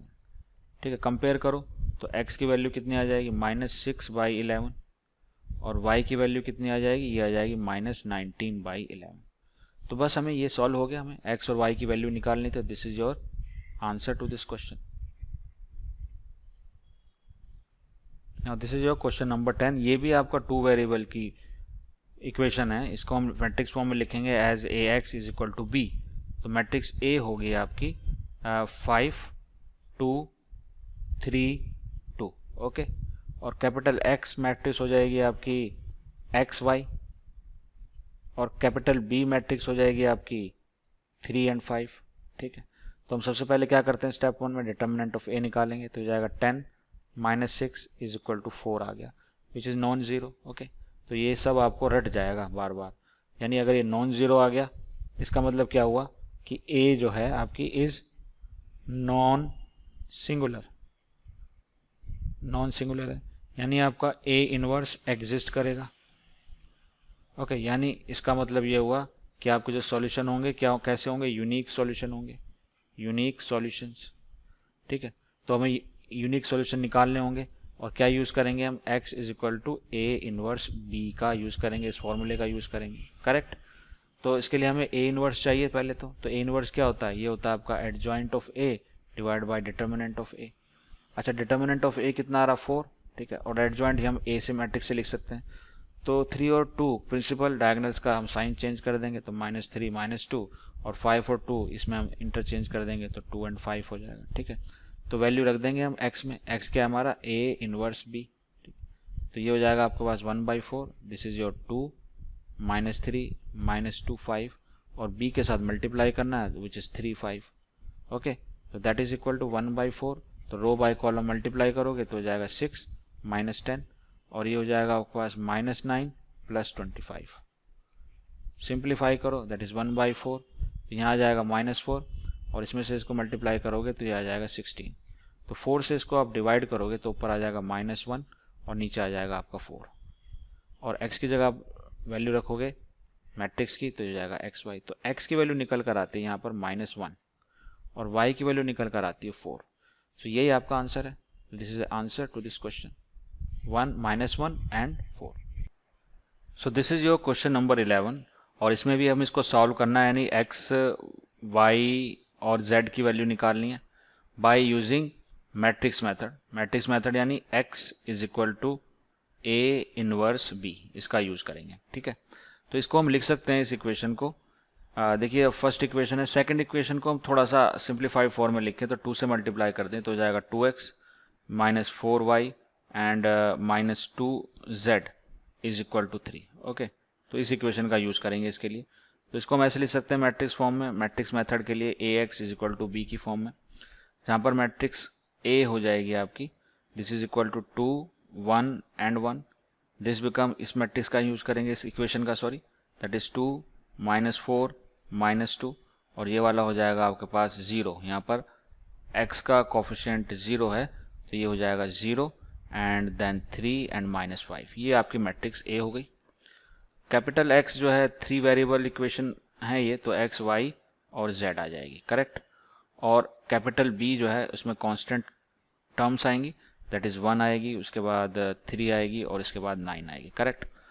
सबसे पहला जो स्टेप है हमारा अब आगे वो है डिटर्मिनेंट निकालने का। तो मैं फर्स्ट रो के अलोंग इसको एक्सपेंड करूंगा, तो ये आ जाएगा आपके पास 20 + 6, उसके बाद -1, तो ये हो जाएगा आपके पास -10, उसके बाद +1 और ये हो जाएगा 6, ठीक है। तो ये होगा आपके पास 26 इंटू 2 दैट इज 52 + 10 + 6। ओके, तो ये हो जाएगा 62 + 6 68 and that is not equal to 0। यानी डिटर्मिनेंट ऑफ A जो है दैट इसकी वैल्यू क्या आ रही है, नॉट इक्वल टू 0। इसका क्या मतलब होता है, इसका मतलब ये होता है कि आपकी जो मैट्रिक्स है A is non singular, non singular. Okay, और नॉन सिंगुलर का मतलब ये हुआ कि आपका A इनवर्स एग्जिस्ट करेगा। ओके, अगर A इनवर्स एग्जिस्ट करेगा तो हम ये कह सकते हैं इसके यूनिक सॉल्यूशन होंगे, यूनिक सॉल्यूशन होंगे। यूनिक सॉल्यूशन मतलब कि ये कंसिस्टेंट होगा, कंसिस्टेंट। देखिए सारी बातें मैंने आपको अंदर बता दी, लेकिन हमारा असली मकसद है हम x y z निकालना चाहते हैं। तो इसके लिए हमें चाहिए कोफैक्टर्स। कोफैक्टर्स होने की वजह से हम एडजॉइंट निकाल पाएंगे, जिससे हम इनवर्स निकालेंगे, और इनवर्स निकालने के बाद हम इस फॉर्मूले का यूज कर एक्स वाई जेड निकाल लेंगे, ठीक है। तो कोफैक्टर निकालेंगे हम। पहला कोफैक्टर आपका A11, ठीक है। चलिए मैट्रिक्स A है, इसकी हेल्प से निकालते हैं। तो ये हो जाएगा आपका 20 एंड +3 26 हो गया, correct. Then A12, okay, A12 ये छोड़ दी रो, ये कॉलम छोड़ दिया, तो -10, और ये नेगेटिव होगा तो ये +10 हो जाएगा। A13 चलिए, ये हो गया 6, ओके, तो ये सिंपली 6 हो गया। देन A21, ये नेगेटिव में लिखना है, याद रखेंगे इसको। तो ये रो छोड़ी हमने, ये कॉलम छोड़ा, तो हो गया -5 -3 -8 +8 हो गया, ओके। देन A22, ये पॉजिटिव में लिखना है, तो -10, तो ये -10 हो जाएगा। और A23, ये नेगेटिव में लिखेंगे इसको, तो ये जाएगा आपके पास 6, तो ये -6 हो जाएगा, ओके। देन A31 लिखेंगे, A31 ये पॉजिटिव में लिखेंगे इसको, तो जाएगा -2 + 4 दैट इज +2। देन A32 लिखेंगे, A32 ये नेगेटिव के साथ लिखेंगे इसको, तो जाएगा -4 एंड -2 -6 +6। ओके, लास्ट है आपका A33 हो जाएगा -8 -2 तो -10। तो ये आपके आ जाएंगे। जो आपके एलिमेंट है उसको ध्यान से देखें आप, ये रोज है फर्स्ट, ये रो है आपकी सेकंड, और ये रो हो गई आपकी थर्ड। इन रो को आप कॉलम बना दें तो एडजॉइंट आ जाएगा आपको, यानी एडजॉइंट ऑफ मैट्रिक्स A आ जाएगा अगर हम इसको ट्रांसपोज कर देते हैं। यानी ये हो जाएगा आपका 26, this is 10, this is 6, this is 8, this is -10, this is -6, this is 2, this is 6 and this is -10। तो अब हम फॉर्मूले का यूज कर पाएंगे, क्योंकि अब हम एडजॉइंट भी हमारे पास है, ठीक है, इनवर्स निकालने के लिए, और हमारे पास डिटर्मिनेंट A भी है, उसकी वैल्यू भी हमारे पास है 68। तो हम अगर फॉर्मूला यूज करें which is equal to x is equal to A inverse B, ठीक है, वैल्यू रख दो। A इनवर्स के लिए क्या करेंगे, एडजॉइंट को डिवाइड कर देंगे डिटर्मिनेंट से। तो डिटर्मिनेंट हमारा कितना आ रहा है, दैट इज 68। ओके, यहाँ पर हम लिख देंगे इसको एडजॉइंट को, that is 26, that is 8, that is 2, ये हो जाएगा 10, this is -10, this is 6 6 -6 -10। Okay, बस इसको मल्टीप्लाई करना है आपको मैट्रिक्स B के साथ, और मैट्रिक्स B है हमारी 1 3 एंड 9। ओके, तो चलिए इसको मल्टीप्लाई करते हैं। मल्टीप्लाई करेंगे, ये 1/68 बाहर ही लिखते हैं हम, और अब इसको मल्टीप्लाई करते हैं। तो ये हो जाएगा 26 + 24 + 18। ओके, अब ये हो जाएगा आपके पास 10 -30 + 54, और ये होगा आपके पास 6 -18 एंड -90। ठीक है, इसको सिंप्लीफाई करें तो इट्स बिकम 1/68 और ये आपकी वैल्यूज आ जाएंगी। सो दिस बिकम 68, ये हो जाएगा आपका 34, ये हो जाएगा -102। ओके, अब 68 से इसको डिवाइड कर दो तो पहले टर्म आ जाएगी 1, ये हो जाएगी आपकी 1/2 और ये 34 से इसको करोगे तो ये आ जाएगा आपके पास 3/2। ठीक है, अगर आप इसको कंपेयर करते हो x मैट्रिक्स से, है ना, विच is equal two variable matrix, तो यहाँ से आपको वैल्यूज मिल जाएंगी। x की वैल्यू आ जाएगी आपके पास 1, y की वैल्यू यहाँ से आ जाएगी आपके पास 1/2 और z की वैल्यू आ जाएगी आपके पास -3/2। ओके, तो यही आंसर है इसका। तो this is the answer to this question. तो इस तरह से मैट्रिक्स मेथड का यूज कर हम इक्वेशन को सॉल्व कर सकते हैं। This is your solution to this question. So इसी तरह से मैट्रिक्स मेथड अगेन हमें यूज करना और क्वेश्चन नंबर 12 को सॉल्व करना है, यानी एक्स वाई जेड की वैल्यू निकालनी है। तो वही तरीका है, A X is equal to B की फॉर्म में इसको लिख सकते हैं। इससे फटाफट हम मैट्रिक्स ए ले लेंगे जिसकी हमें जरूरत पड़ेगी, हो जाएगी 1 -1 एंड 1, दिस इज 2 1 एंड -3, ये हो जाएगी 1 1 1। तो एक सिंपल सी मैट्रिक्स आ गई। उसके बाद मैट्रिक्स कैपिटल एक्स जो है इसके अंदर वेरिएबल्स होंगे सिर्फ, तो 3 वेरिएबल होंगे एक्स वाई जेड। ठीक है, और मैट्रिक्स कैपिटल बी क्या होगी, इसमें आपकी वैल्यूज आएंगी 4 0 एंड 2। ठीक है, तो यानी ये वाली जो वैल्यूज हैं इक्वल टू के बाद वाली हैं। ओके, अब सबसे पहला हमारा स्टेप होता है कि हम डिटर्मिनेंट ऑफ ए निकालते हैं। तो इसको फर्स्ट रो के अलोंग एक्सपेंड कर रहा हूँ मैं, तो जाएगा 1 + 3 माइनस माइनस +1 और ये जाएगा 2 एंड +3, उसके बाद +1, दिस इज 2 - 1। ओके, तो ये वैल्यू हो जाएगी आपके पास 4, ये वैल्यू हो जाएगी आपके पास 5 और ये वैल्यू हो जाएगी आपके पास 1, that is equal to 10 and this is non zero. Okay, अब देखिए क्या क्या रिजल्ट मिलेगा यहाँ से आपको। तो this is equal to non zero. Non zero का मतलब क्या हो गया, नॉन जीरो का मतलब ये हो गया कि जो आपकी मैट्रिक्स ए है, ए इज नॉन सिंगुलर। पहली बात आपको ये मिल जाएगी, इसकी पूरी कुंडली पता चल जाएगी अब। ठीक है, नॉन सिंगुलर हो गया। अब नॉन सिंगुलर होने का मतलब ये हो गया कि ए इनवर्स इसका एग्जिस्ट करेगा। क्या करेगा, एग्जिस्ट करेगा। इसका मतलब ये हो जाएगा कि इसके यूनिक सॉल्यूशन होंगे। क्या होंगे, यूनिक सॉल्यूशन होंगे। ओके, और यूनिक सॉल्यूशन का मतलब ये होगा कि ये जो सिस्टम होगा कंसिस्टेंट होगा, कंसिस्टेंट। ठीक है, तो कितनी सारी बातें पता चल गई। और ये यूनिक सॉल्यूशन कैसे मिलेंगे, ये मिलेंगे x is equal to A inverse b का यूज करते हुए। तो ये फॉर्मूले का यूज करेंगे अब, लेकिन उसके लिए हमें निकालने पड़ेंगे कोफैक्टर, तभी हम इनवर्स निकाल पाएंगे। तो कोफैक्टर निकालेंगे, तो पहला आपका आ जाएगा A11। चलिए A11 निकाल लेते हैं। तो A11 ये मैट्रिक्स आपकी ए है, इसकी हेल्प से निकालेंगे हम। तो ये हो जाएगा आपके पास 1 एंड +3, तो ये हो गया आपके पास 4। देन A12 होगा, A12 हो जाएगा नेगेटिव साइन के साथ, तो 2 एंड +3 5, तो हो जाएगा -5। देन A13 तो ये जाएगा 2 - 1 तो 1। ओके, देन A21 तो ये नेगेटिव साइन लेना है इसमें, तो जाएगा -1 एंड -1 -2 -2 प्लस। देन A22 हो जाएगा 1 - 1 0 हो गया ये। तो A23 तो ये हो गया 1 एंड +1, ये हो जाएगा 2 और ये जाएगा -2। ओके, क्योंकि नेगेटिव आएगा इसमें। देन A31 ये पॉजिटिव साइन के साथ खुलेगा, तो जाएगा आपका 3 - 1 2 हो जाएगा। इसमें लेंगे हम नेगेटिव A32 में, तो ये हो जाएगा -3 एंड -2, तो -5 +5। देन लास्ट को फैक्टर हो जाएगा A33, ये हो जाएगा 1 + 2 3। ओके, तो ये जो है अब आपके पास जो आए हैं, क्या आए, को फैक्टर आए। तो रो को हम बना देंगे कॉलम, ट्रांसपोज कर देंगे इसका, तो हमारे पास आ जाएगा एडजॉइंट। तो एडजॉइंट लिख लेंगे हम इजीली,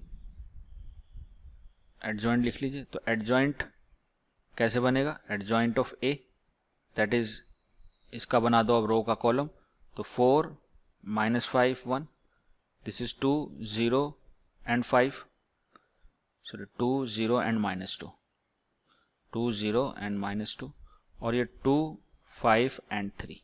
ओके, अब हमें लिखना है, हमें एक्चुअली सॉल्व करना है x के लिए।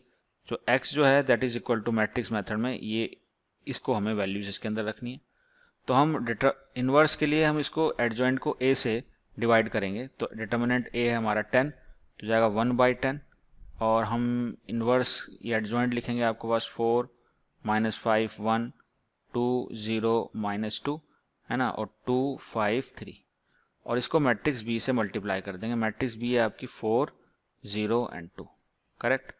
तो इसको आप मल्टीप्लाई करें, 1/10 यहाँ पर है ही, तो आप मल्टीप्लाई करेंगे तो हो जाएगा 16 + 0 + 4, और ये हो जाएगा आपके पास -20 + 0 + 10, और ये हो जाएगा आपके पास 4 + 0 and +6।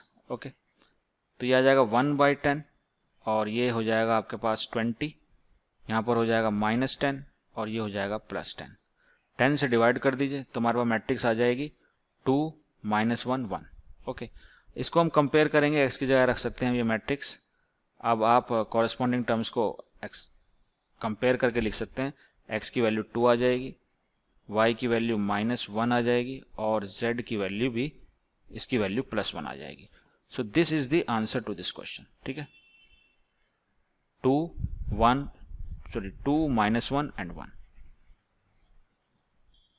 Okay, so this is same question 13। Okay, solve करना है x y z, फिर निकालना है, और मेथड यूज करना है matrix that is a inverse b, correct.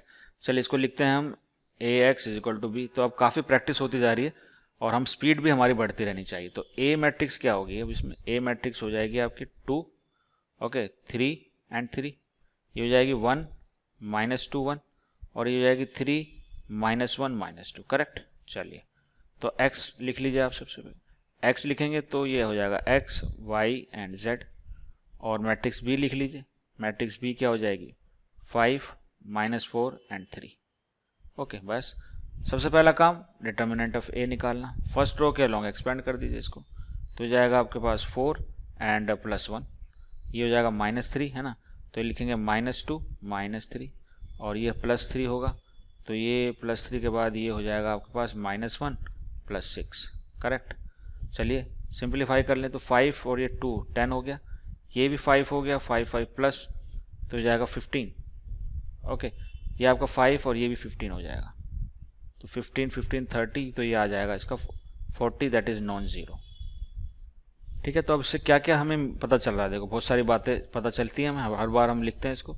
Non zero का मतलब क्या होगा, नॉन जीरो का पहला मतलब ये होगा कि a जो होगा is non singular, non zero non singular. Okay, दूसरा मतलब ये होगा कि ये इसकी वैल्यू 0 है, तो हम कहेंगे कि a इनवर्स एग्जिस्ट करेगा, a इनवर्स एग्जिस्ट करेगा। अगर a इनवर्स एग्जिस्ट करेगा तो हम इसके यूनिक सॉल्यूशन निकाल सकते हैं, यूनिक सॉल्यूशन निकाल सकते हैं। और यूनिक सॉल्यूशन किससे निकालेंगे, वो निकालेंगे x = a इनवर्स b से।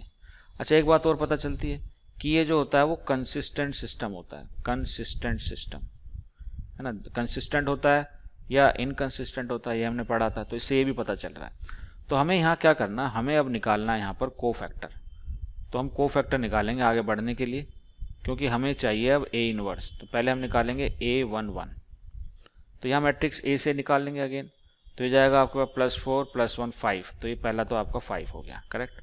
देन a12 निकालेंगे, a12 तो उसके लिए जाएगा आपका -2 और ये -3 है ना, तो -2 -3 -5, और ये माइनस होगा तो +5 हो जाएगा। ओके, देन a13 ओके, तो ये हो जाएगा -1 एंड +6, -1 एंड +6, तो हो जाएगा आपके पास +5। देन a21 लिखेंगे, a21 यानी ये रो छोड़ दिया, कॉलम छोड़ दिया, नेगेटिव लिखना ही है हमें। ओके, तो हो जाएगा -6 एंड +6, -6 एंड +3, तो -3 और यहाँ माइनस होगा तो +3 हो जाएगा। ओके, देन a22 लिखेंगे, a22 हो जाएगा -4 एंड -9, -4 एंड -9, तो -13 हो जाएगा। a23 क्या होगा, a23 नेगेटिव साइन लिखेंगे यहाँ पर, तो ये हो गया आपके पास -2 -9 -11, तो ये जाएगा +11। ओके, लास्ट रो हो जाएगी आपकी a31 के लिए, a31 तो हो जाएगा आपका 3 एंड +6, 9। उसके बाद A32 तो ये हो गया आपके पास 2 और -3 -1 और ये माइनस होगा तो +1 हो जाएगा। देन A33 लास्ट को फैक्टर हो जाएगा -4 एंड -3 -7। तो आपके पास जो को फैक्टर्स हैं, this is 5, this is 5, this is 5, first row हो गई, ये आपकी सेकंड रो हो गई और ये आपकी थर्ड रो होगी। को फैक्टर इस तरह से आ गए। इसको आप रो को कॉलम में कन्वर्ट कर देते हैं तो एडजॉइंट आ जाएगा आपके पास। तो एडजॉइंट ऑफ ए की जो मैट्रिक्स होगी वो आपकी ये आ जाएगी। तो ये जाएगी आपका 5 5 5, this is 3 -13 okay and 11, this is 9 1 and -7। ठीक है, अब हम लिख सकते हैं यहाँ पर x which is equal to a inverse b। ठीक है, तो a इनवर्स में क्या आएगा, पहले आएगा आपका 1 अपॉन डिटर्मिनेंट, तो जो है आपकी इसकी वैल्यू 40। उसके बाद एडजॉइंट लिखेंगे, तो एडजॉइंट तो ये आपका यही है आपका। ठीक है, इसी मैट्रिक्स को आप कॉपी कर दें। ओके, उसके बाद इसको आप मल्टीप्लाई करेंगे मैट्रिक्स बी के साथ। तो मैट्रिक्स बी हमारी कहाँ पर है, ये रही मैट्रिक्स बी। तो इसके अंदर आपके पास एलिमेंट्स हैं ये 5 -4 एंड 3, बस आपको मल्टीप्लाई करना है। तो 1/40 तो बाहर लिखा रहने दो और इसको मल्टीप्लाई कर दो रो बाय कॉलम। तो ये जाएगा आपको 25 -12 + 27। Okay, then again 25 and minus minus plus, ये कितना हो जाएगा 52 एंड +3। इसके बाद अगेन 25 -44 -21। इसको सिंप्लीफाई करेंगे, दैट इज 1/40, सिंप्लीफाई करके लिखेंगे। तो सिंप्लीफाई करेंगे, ये हो जाएगा आपके पास 40 and this is 80, this is -40। Okay, अब 40 से इसको डिवाइड कर दीजिए, तो ये हो जाएगा आपके पास 1 देन 2, दिस इज -1। ओके, ये जो x है ये मैट्रिक्स क्या है, ये आपकी मैट्रिक्स है वेरिएबल मैट्रिक्स। तो अब आप इसको कंपेयर करें। ठीक है, दोनों कंपेयर करेंगे तो x की वैल्यू कितनी आ जाएगी 1, ओके, y की वैल्यू कितनी आ गई हमारे पास 2 और z की वैल्यू कितनी आ गई -1। Okay, so this is the answer to this question.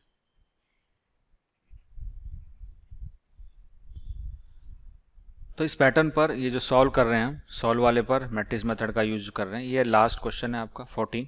ठीक है, तो इसको भी हम इसी तरह से करेंगे।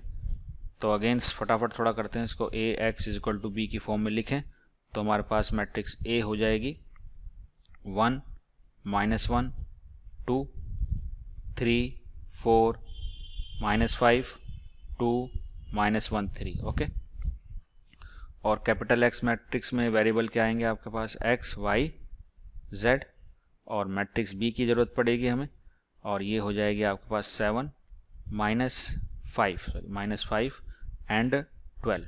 ओके, तो सबसे पहला काम डिटर्मिनेंट A निकालने का। मैं इसको एक्सपेंड करता हूँ फर्स्ट रो के अलोंग, तो जाएगा 12 एंड -5 माइनस माइनस +1, तो ये हो जाएगा आपके पास 9 एंड +10। ओके, देन +2, ये हो जाएगा -3 -8।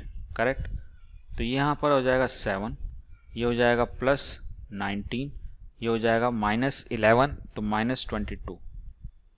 ओके, तो इसको ऐड करेंगे तो दैट इज 26 -22, तो ये आ जाएगा 4 और again it is non zero. So determinant of A है ना इज नॉन जीरो, मतलब A is non singular. Okay, ठीक है, पूरी कुंडली इसकी लिख देंगे अब। और ए इनवर्स एग्जिस्ट करेगा, है ना, तो इसके क्या होंगे, यूनिक सॉल्यूशन होंगे। और ये कैसा होगा, कंसिस्टेंट सिस्टम होगा, कंसिस्टेंट सिस्टम। सब लिख दिया हमने, एक्स्ट्रा लिख दिया इसके बारे में। लेकिन उससे पहले हमें यहाँ पर निकालना पड़ेगा को फैक्टर्स आगे बढ़ने के लिए, जिसकी हमें जरूरत पड़ेगी इनवर्स के लिए। तो हम पहले लिखते हैं आपका A11। अब ये मैट्रिक्स A से हम फिर अगेन यूज करेंगे इसको, तो 12 -5 12 एंड -5, तो कितना हो जाएगा 7। देन A12 तो ये होगा आपके पास 9 एंड +10 19, तो -19। देन A13 तो ये हो जाएगा -3 and -8, -3 and -8 -11। Correct, then A12 A21 A21 ये वाला हो जाएगा, इसको छोड़ दिया, इसको छोड़ दिया, नेगेटिव साइन तो आएगा ही, तो -3 एंड +2 तो -1 तो ये जाएगा +1। ओके, देन A22 हो जाएगा 3 -4 तो ये जाएगा -1। देन A23 हो जाएगा -1 एंड +2 दैट इज +1। तो ओके, -1 एंड +2 दैट इज +1, और यहाँ नेगेटिव आएगा तो -1 आ जाएगा। लास्ट रो में आएगा आपका पास A31, और ये हो जाएगा आपके पास A31 में 5 -8, तो 5 -8 हो जाएगा -3, तो ये होगा आपका -3। ओके, चलिए, देन A32 में होगा आपका -5 एंड -6 -11, तो ये हो जाएगा +11, एंड लास्ट को फैक्टर हो जाएगा A33। ओके, ये हो जाएगा 4 + 3 7। अब ये हमारी जो फर्स्ट रो में एलिमेंट आ रहे हैं 7 -19 11, इसका फर्स्ट कॉलम बना देंगे, सेकंड रो का सेकंड कॉलम और थर्ड रो का थर्ड कॉलम बना देंगे, तो हमारे पास आ जाएगा एडजॉइंट। तो एडजॉइंट ऑफ ए आ जाएगा, ठीक है, ऐसे ही बनाते आ रहे हैं। तो ये हो जाएगा आपके पास 7 -19 okay and -11, and this is 1 -1 -1, this is -3 11 and 7। ठीक है, अब हमें चाहिए क्या, x is equal to A inverse b, ये मैट्रिक्स मेथड है ना। इसका मतलब ये हो गया कि एडजॉइंट ऑफ a है ना into b and divided by determinant of a, यही तो है। तो डिटर्मिनेंट ऑफ a कितना आ रहा है हमारा, 4 आ रहा है, और एडजॉइंट तो हमने निकाला है, इसको लिख देंगे आप। तो ये आ रहा 7 1 -3 देन -19 है ना, -1 11, ये -11 -1 एंड 7। इसको मल्टीप्लाई करना है मैट्रिक्स बी के साथ। मैट्रिक्स बी है आपकी 7 देन -5 एंड दिस इज 12। तो मल्टीप्लाई कर दीजिए रो बाई कॉलम, 1/4 को बाहर ही लिख लेते हैं अभी। तो ये हो जाएगा आपके पास 49 ओके एंड -5 है ना एंड -36 ओके। ये हो जाएगा आपके पास 19 7 जा कितना होगा, तो ये होगा आपके पास 7 9 जा 63 एंड 9 9 दैट इज 130। ठीक है, 9 7 जा 63 और 7 एंड 133, दिस इज नेगेटिव होगा नेगेटिव। उसके बाद आ जाएगा आपके पास +5 ओके। उसके बाद आ जाएगा आपके पास 1 अच्छा 1 11 एंड 12, 11 और 12 को आप मल्टीप्लाई करेंगे तो क्या आएगा 12 12, तो हो जाएगा 132, दिस इज 132 ओके। -11 तो हो जाएगा -77, उसके बाद +5 एंड दिस इज 12 7 जा 84। तो इसको सॉल्व करेंगे, अब हम सिंप्लीफाई करेंगे। तो यहाँ मैट्रिक्स x को लिख सकते हैं x y एंड z, ऐसे लिख सकते हैं ओके। और यहाँ पर इसको सॉल्व करेंगे तो 1/4 और ये आ जाएगा आपके पास, this is 4 and this is 8, this is 12। ठीक है, इसको अगर आप डिवाइड करें तो जाएगा 1 2 एंड 3। सॉरी, ये जो है थोड़ा सा करेक्शन होगा यहाँ पर, ये हो जाएगा आपके पास 8 4, तो ये हो जाएगा आपके पास 2 1 एंड 3। कंपेयर करेंगे तो x की वैल्यू कितनी आ जाएगी 2, y की वैल्यू कितनी आ जाएगी 1 एंड z की वैल्यू कितनी आ जाएगी 3। ठीक है, बस ये आपका आंसर आ गया। This is the answer to this question. Now this is a different question, different नहीं है, सेम क्वेश्चन एक्चुअली, लेकिन वही चीज एक्चुअली पूछी गई यहाँ पर देखिए ए मैट्रिक्स बना दी है इसी इक्वेशन से। हाँ, पहले हमें इक्वेशन दी हुई थी, हमने ए मैट्रिक्स बनाई थी, इस बार ऐसा ए बना के दे दिया, तो ये तो काम और आसान कर दिया है ना। ऐसा ए पहले ही बना कर दे दिया कि हमसे जैसे कि बनेगा ही नहीं, तो हम तो इसको देखकर भी ए बना पा रहे थे अभी तक। ठीक है, तो कोई बात नहीं, ए हमें दे दिया यहाँ पर। अब हमें ए इनवर्स निकालना, अगर ए है तो ए इनवर्स निकालना, तो उसके लिए हमें काम तो वही करना पड़ेगा। हम इसको लिखेंगे क्या, इसका हम डिटर्मिनेंट निकाल लेंगे इस मैट्रिक्स का। तो फर्स्ट रो के लॉन्ग मैं इसको एक्सपेंड कर रहा हूँ, तो ये आ रहा है आपके पास -4 एंड दिस इज +4। उसके बाद माइनस माइनस प्लस हो जाएगा 3, this is -6 and +4 and then 5 के साथ आ जाएगा आपके पास 3 है ना -2। तो दिस वैल्यू तो हो जाएगी 0 ठीक है, तो ये तो 0 हो गई, और ये होगी -2, तो -2 के साथ आ गई ये -6। ओके, ये होगा 1, तो ये हो जाएगा आपके पास 5। तो इसकी वैल्यू एक्चुअली आ रही है -1, which is again not equal to 0। Okay, तो हमें अब क्या लिख सकते हैं, हम लिख सकते हैं कि आपका जो A है, मैट्रिक्स A है, वो क्या है, it is non singular. Non singular है, नॉन सिंगुलर है, यानी इसका मतलब ये होगा कि A इनवर्स एग्जिस्ट करेगा। निकाल सकते हैं इसका A इनवर्स। अब A इनवर्स एग्जिस्ट करेगा और इसके सॉल्यूशन क्या होंगे हमें, क्योंकि सॉल्यूशन भी निकालना है ना, तो इसका हम ये कहेंगे अगर एग्जिस्ट कर रहा है तो इसके जो सॉल्यूशन होंगे उसके यूनिक सॉल्यूशन होंगे, यूनिक सॉल्यूशन होंगे। अच्छा, यूनिक सॉल्यूशन से कुछ और ही बता सकते हैं, हम बता सकते हैं कि ये कंसिस्टेंट होगा system, this system of linear equation is consistent. तो हमें अब निकालना है ए इनवर्स, लेकिन उसके पहले हमें चाहिए कोफैक्टर्स की जरूरत होगी, तो हम निकालेंगे कोफैक्टर्स। तो ये थोड़ा सा काम यही मुश्किल होता है, मुश्किल नहीं, थोड़ा लेंदी होता है। तो पहले हम निकालेंगे A11 निकालेंगे तो -4 + 4 0 आ जाएगा ये तो जी। उसके बाद A12 हो जाएगा आपके पास -6 + 4 है क्या, -6 + 4 तो -2 + 2 हो गया। उसके बाद A13 क्या होगा जी, A13 3 - 2 1, तो ये 1 आ गया, करेक्ट। देन A21 लिखेंगे, A21 ये छोड़ दिया आपने, ये छोड़ दिया, तो 6 हो गया, -5 तो 1 आ गया, ठीक है, तो ये -1 आ गया। A22 क्या होगा, ये होगा -4 -5 तो हो गया -9। देन A23 नेगेटिव, नेगेटिव के साथ तो 2 एंड +3, 2 + 3 5 तो -5 हो गया। देन A31 लिख लो, तो जाएगा 12 - 10, 12 - 10 2, ओके, तो ये हो गया 2। देन A32 ये हो गया आपका -8 एंड -15, -8 एंड -15 तो कितना हो जाएगा, 8 एंड 15 23, -23 तो हो जाएगा +23, ठीक है ना, -8 एंड 15 तो 23 हो गया। उसके बाद लास्ट को फैक्टर A33 ये हो जाएगा 4 + 9 13, ओके। अब इसमें जो आपको आप देखेंगे रो वाइज, तो ये 0 वैल्यू है, 2 है, 1 है, इसको कॉलम बना देंगे, इस सेकंड रो को सेकंड कॉलम और इस थर्ड रो को थर्ड कॉलम बना देंगे, तो हमारे पास आ जाएगा एडजॉइंट, ठीक है।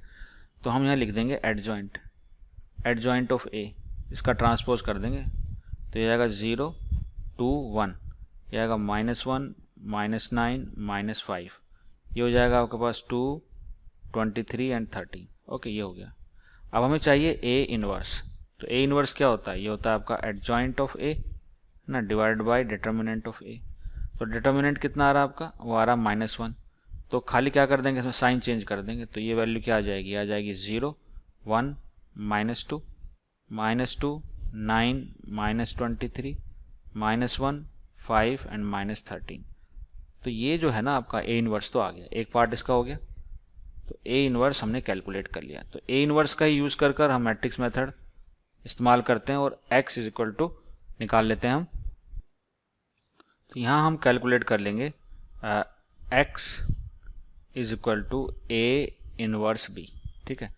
ए इनवर्स क्या होता है, ये होता है आपका adjoint of A, okay, and b हो गया, और डिवाइड करना पड़ता है इसका डिटर्मिनेंट ऑफ ए से, ठीक है। तो डिटर्मिनेंट ऑफ ए कितना आ रहा था हमारा, डिटर्मिनेंट ऑफ ए पीछे देखते हैं हम, ये आ रहा था आपका -1, ठीक है। तो इसको और हम ए इनवर्स को सीधा ही रख सकते हैं यहाँ पर, अगर हम सीधा वैल्यू रखें ए इनवर्स की, तो क्योंकि निकाल चुके हैं हम ए इनवर्स, तो सीधा ए इनवर्स की वैल्यू रख लेंगे, सॉरी ये, हाँ, तो यहाँ आपका है 0 1 एंड -2, 0 1 एंड -2, तो ये हो जाएगा आपका 0 1 एंड -2, ओके।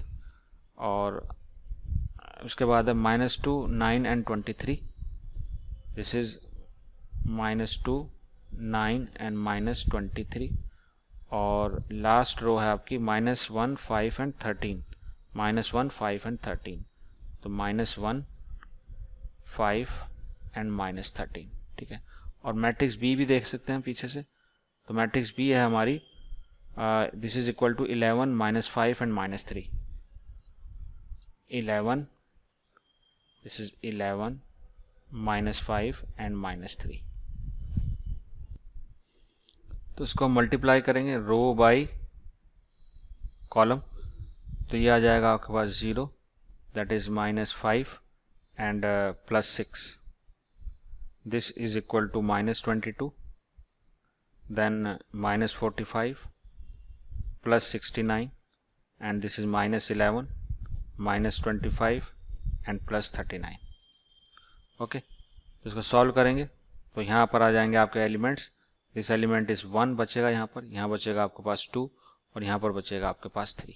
ठीक है, तो इसको कंपेयर कर लीजिए इस मैट्रिक्स को, वेरिएबल मैट्रिक्स है आपकी, तो यहाँ से आपको मिल जाएंगे एक्स वाई की वैल्यू। तो एक्स कितना हो जाएगा, X is equal to 1, Y is equal to 2 and Z is equal to 3। Okay, so this is answer to this question. Clear? चलिए, तो अगेन यहाँ पर हमें यूज करना है मैट्रिक्स मेथड। आप देख सकते हैं क्वेश्चन को पहले थोड़ा पढ़ लेते हैं। क्वेश्चन में लिखा है the cost of 4 kilogram onion, 3 kilogram wheat and 2 kilogram rice is ₹60। ठीक है, अनियन है, वीट है और राइस है, 4 kg, 3 kg, 2 kg respectively 60 rupees के। Now the cost of 2 kg onion, 4 kg wheat and 6 kg rice is 90 rupees. ठीक है, quantities change कर दी उन्हीं आइटम्स की, तो अब 90 रुपीज हो गए। और थर्ड टाइम में आपने फिर क्वांटिटी चेंज की, यानी 6 kg onion, 2 kg wheat and 3 kg rice, अब वो 70 रुपीज के होते हैं। तो आपको क्या करना है, find the cost of the items पर kg बाय मैट्रिक्स मेथड। तो यहाँ पर 3 आइटम है आपके, तो हम उसको मान लेते हैं, उसका पर kg कुछ हम मानते हैं कि उसका कुछ रेट होगा, है ना, हमें वही तो निकालना है, तो उसको मान लेते हैं। Let cost of onion, okay, उसके बाद एक आइटम है आपका वीट एंड राइस पर केजी कितना है, x Y and Z rupees, है ना, रेस्पेक्टिवली, ऐसे लिखते हैं। ठीक है, अब एक्स वाई जेड हो गए, 3 आइटम हो गए। अब पहला जो आपकी स्टेटमेंट है वो कहता था cost of 4 kg onion, 3 kg wheat and 2 kg rice is 60 rupees.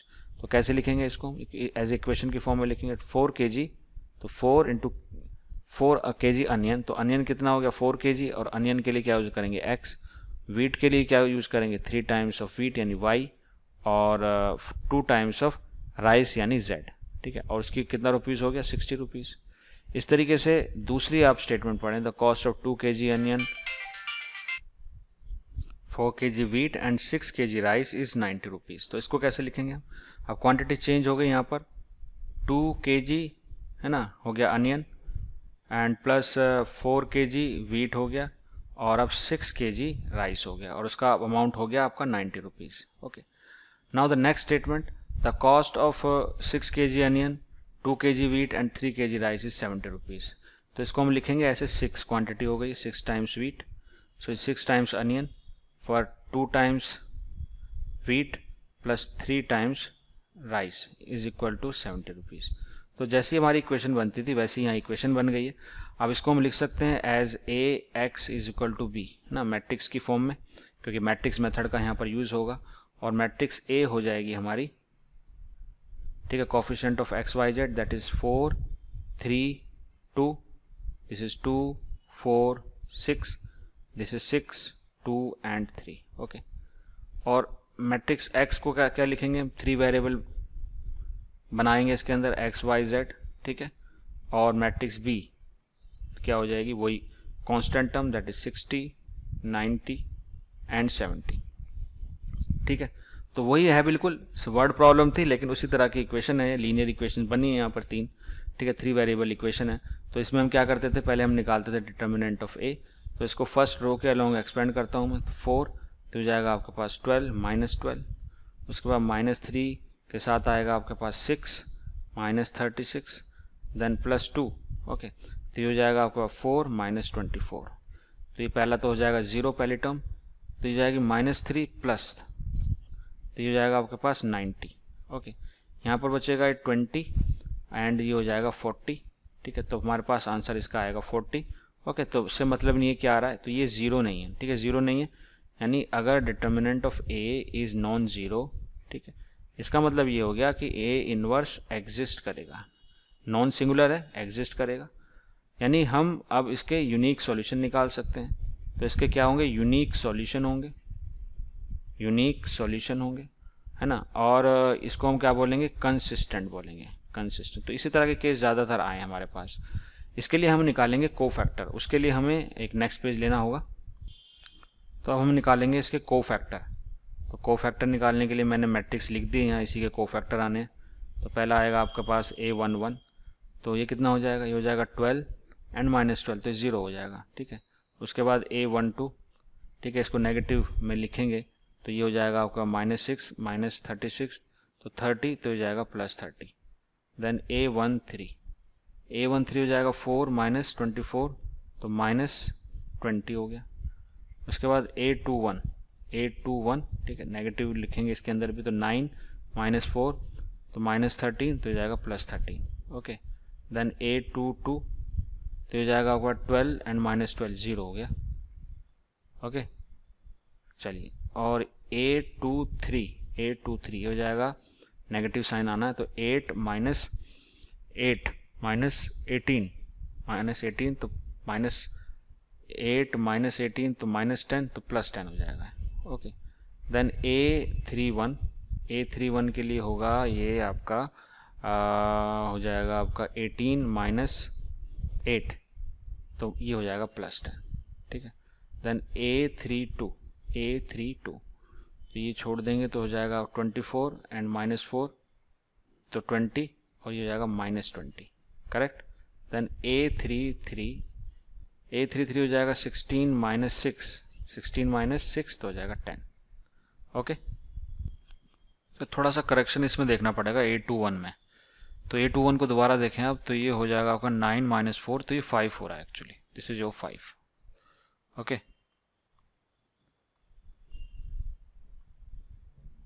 तो ये हो गया 5। अब यहाँ देखें आप, ये आपका 0 हो गया फर्स्ट रो में, 30 -20 5 0 10 10 -20 10। इसको आप लिखेंगे, अब ट्रांसपोज कर देंगे, इसका ट्रांसपोज कर देंगे तो हमारे पास एडजॉइंट आ जाएगा, एडजॉइंट ऑफ ए, ठीक है। तो ये क्या हो जाएगा, एडजॉइंट ऑफ ए, ये हो जाएगा आपका 0 30 -20, this is 5 0 and 10, this is 10 -20 and 10, okay. अब हम निकाल सकते हैं ए इनवर्स। तो ए इनवर्स निकालने के लिए इसको हम डिटर्मिनेंट ऑफ ए से डिवाइड करेंगे, जो हमारा कितना आ रहा है, दैट इज इक्वल टू 50, ठीक है। तो उसको हम 50 से डिवाइड कर सकते हैं, लेकिन हमें चाहिए यहाँ पर x, जो एक्चुअली में हमें सॉल्व करनी है इक्वेशन, वो है ए इनवर्स बी। तो यहीं पर हम सारी चीज़ें डाल देंगे, तो हो जाएगा 150, और यहाँ पर ये आ जाएगा 0, दैट इज 30 -20 5 0 10 10 -20 10, ओके। और b जो होगा, b आपकी क्या है, एक बार देख लें इसको, यह 60 90 70, ओके, 60 90 एंड 70, तो हो जाएगा 60 90 एंड 70, ओके। तो इसको आप मल्टीप्लाई कर दीजिए अब मैट्रिक्स को। तो 50 को बाहर ही लिखते हैं अभी। तो पहली टर्म 0 हो जाएगी, उसके बाद ये हो जाएगी आपकी 450, और ये हो जाएगी आपके पास 700। Then this become 1800, this is 0 and this is -1400, this is -1200, this is +900 and this is +700, okay. तो ये आएगा आपका 1/50। इसको अगर आप करेंगे सॉल्व तो कितना हो जाएगा, ये हो जाएगा 1150। इसमें से आप माइनस करेंगे तो ये आ जाएगा आपके पास 400, और -12, और ये आपका है 16, तो ये आपका ये भी आ जाएगा 400। इसको अगर आप 50 से डिवाइड करते हैं, ओके, 50 से डिवाइड करेंगे तो कितना आ जाएगा, यहाँ चेक कर सकते हैं इसको। तो आ जाएगा 5 2 जा 10, देन 5 3 जा ओके 23, ये हो जाएगा आपके पास 8, ये भी हो जाएगा आपके पास 8। These are the values. तो यहाँ पर कुछ आंसर लग रहा है गड़बड़ है, तो चेक करना पड़ेगा। 8 तो सही है, यहाँ पर कुछ अटपटा सा है। तो फर्स्ट इसको अगर हम चेक करें तो ये जो है आपकी रो जो बन रही है, इसमें जो 5 है ये एक्चुअली आ रहा है आपका माइनस, ओके। तो इसके अकॉर्डिंग ये आपका माइनस हो जाएगा। तो यहाँ थोड़ा करेक्शन कर लीजिए, माइनस हो जाएगा। ये माइनस हो गया, जिसकी वजह से ये जो है आपका ये भी माइनस होगा। तो दिस इज माइनस। ओके, यहाँ पर ये माइनस हो जाएगा और ये माइनस होने की वजह से ये आपका आएगा 250। दिस इज 250, ये हो जाएगा आपके पास 250। ठीक है, अब ऐसा करने से ये जो है आपका आंसर थोड़ा चेंज होगा। अब ये आंसर आ जाएगा 5। ठीक है, अच्छा x की जगह मैट्रिक्स रख दो इसकी x y z, कंपेयर कर लीजिए, आपकी सॉल्यूशन आ गया आपके पास। यानी x की वैल्यू कितनी हो गई 5, y की वैल्यू हो गई 8 एंड z की वैल्यू हो गई आपकी 8। तो ये जो आंसर है यही है ना, रेट है अनियन का, वीट का एंड राइस का per KG. That is 5 rupees per KG, 8 rupees per KG and 8 rupees per KG. This is the answer to this question. Okay, so सारे क्वेश्चन हमने इस एक्सरसाइज के कंप्लीट कर चुके हैं। आई होप आपको ये पूरी वीडियो अच्छी लगी होगी। अगर अच्छी लगी है तो इसको आप ज़रूर लाइक ज़रूर करें and don't forget to hit the bell icon to get the latest videos है ना। तो thank you very much for watching है ना। तो again I am thank you again very much for watching।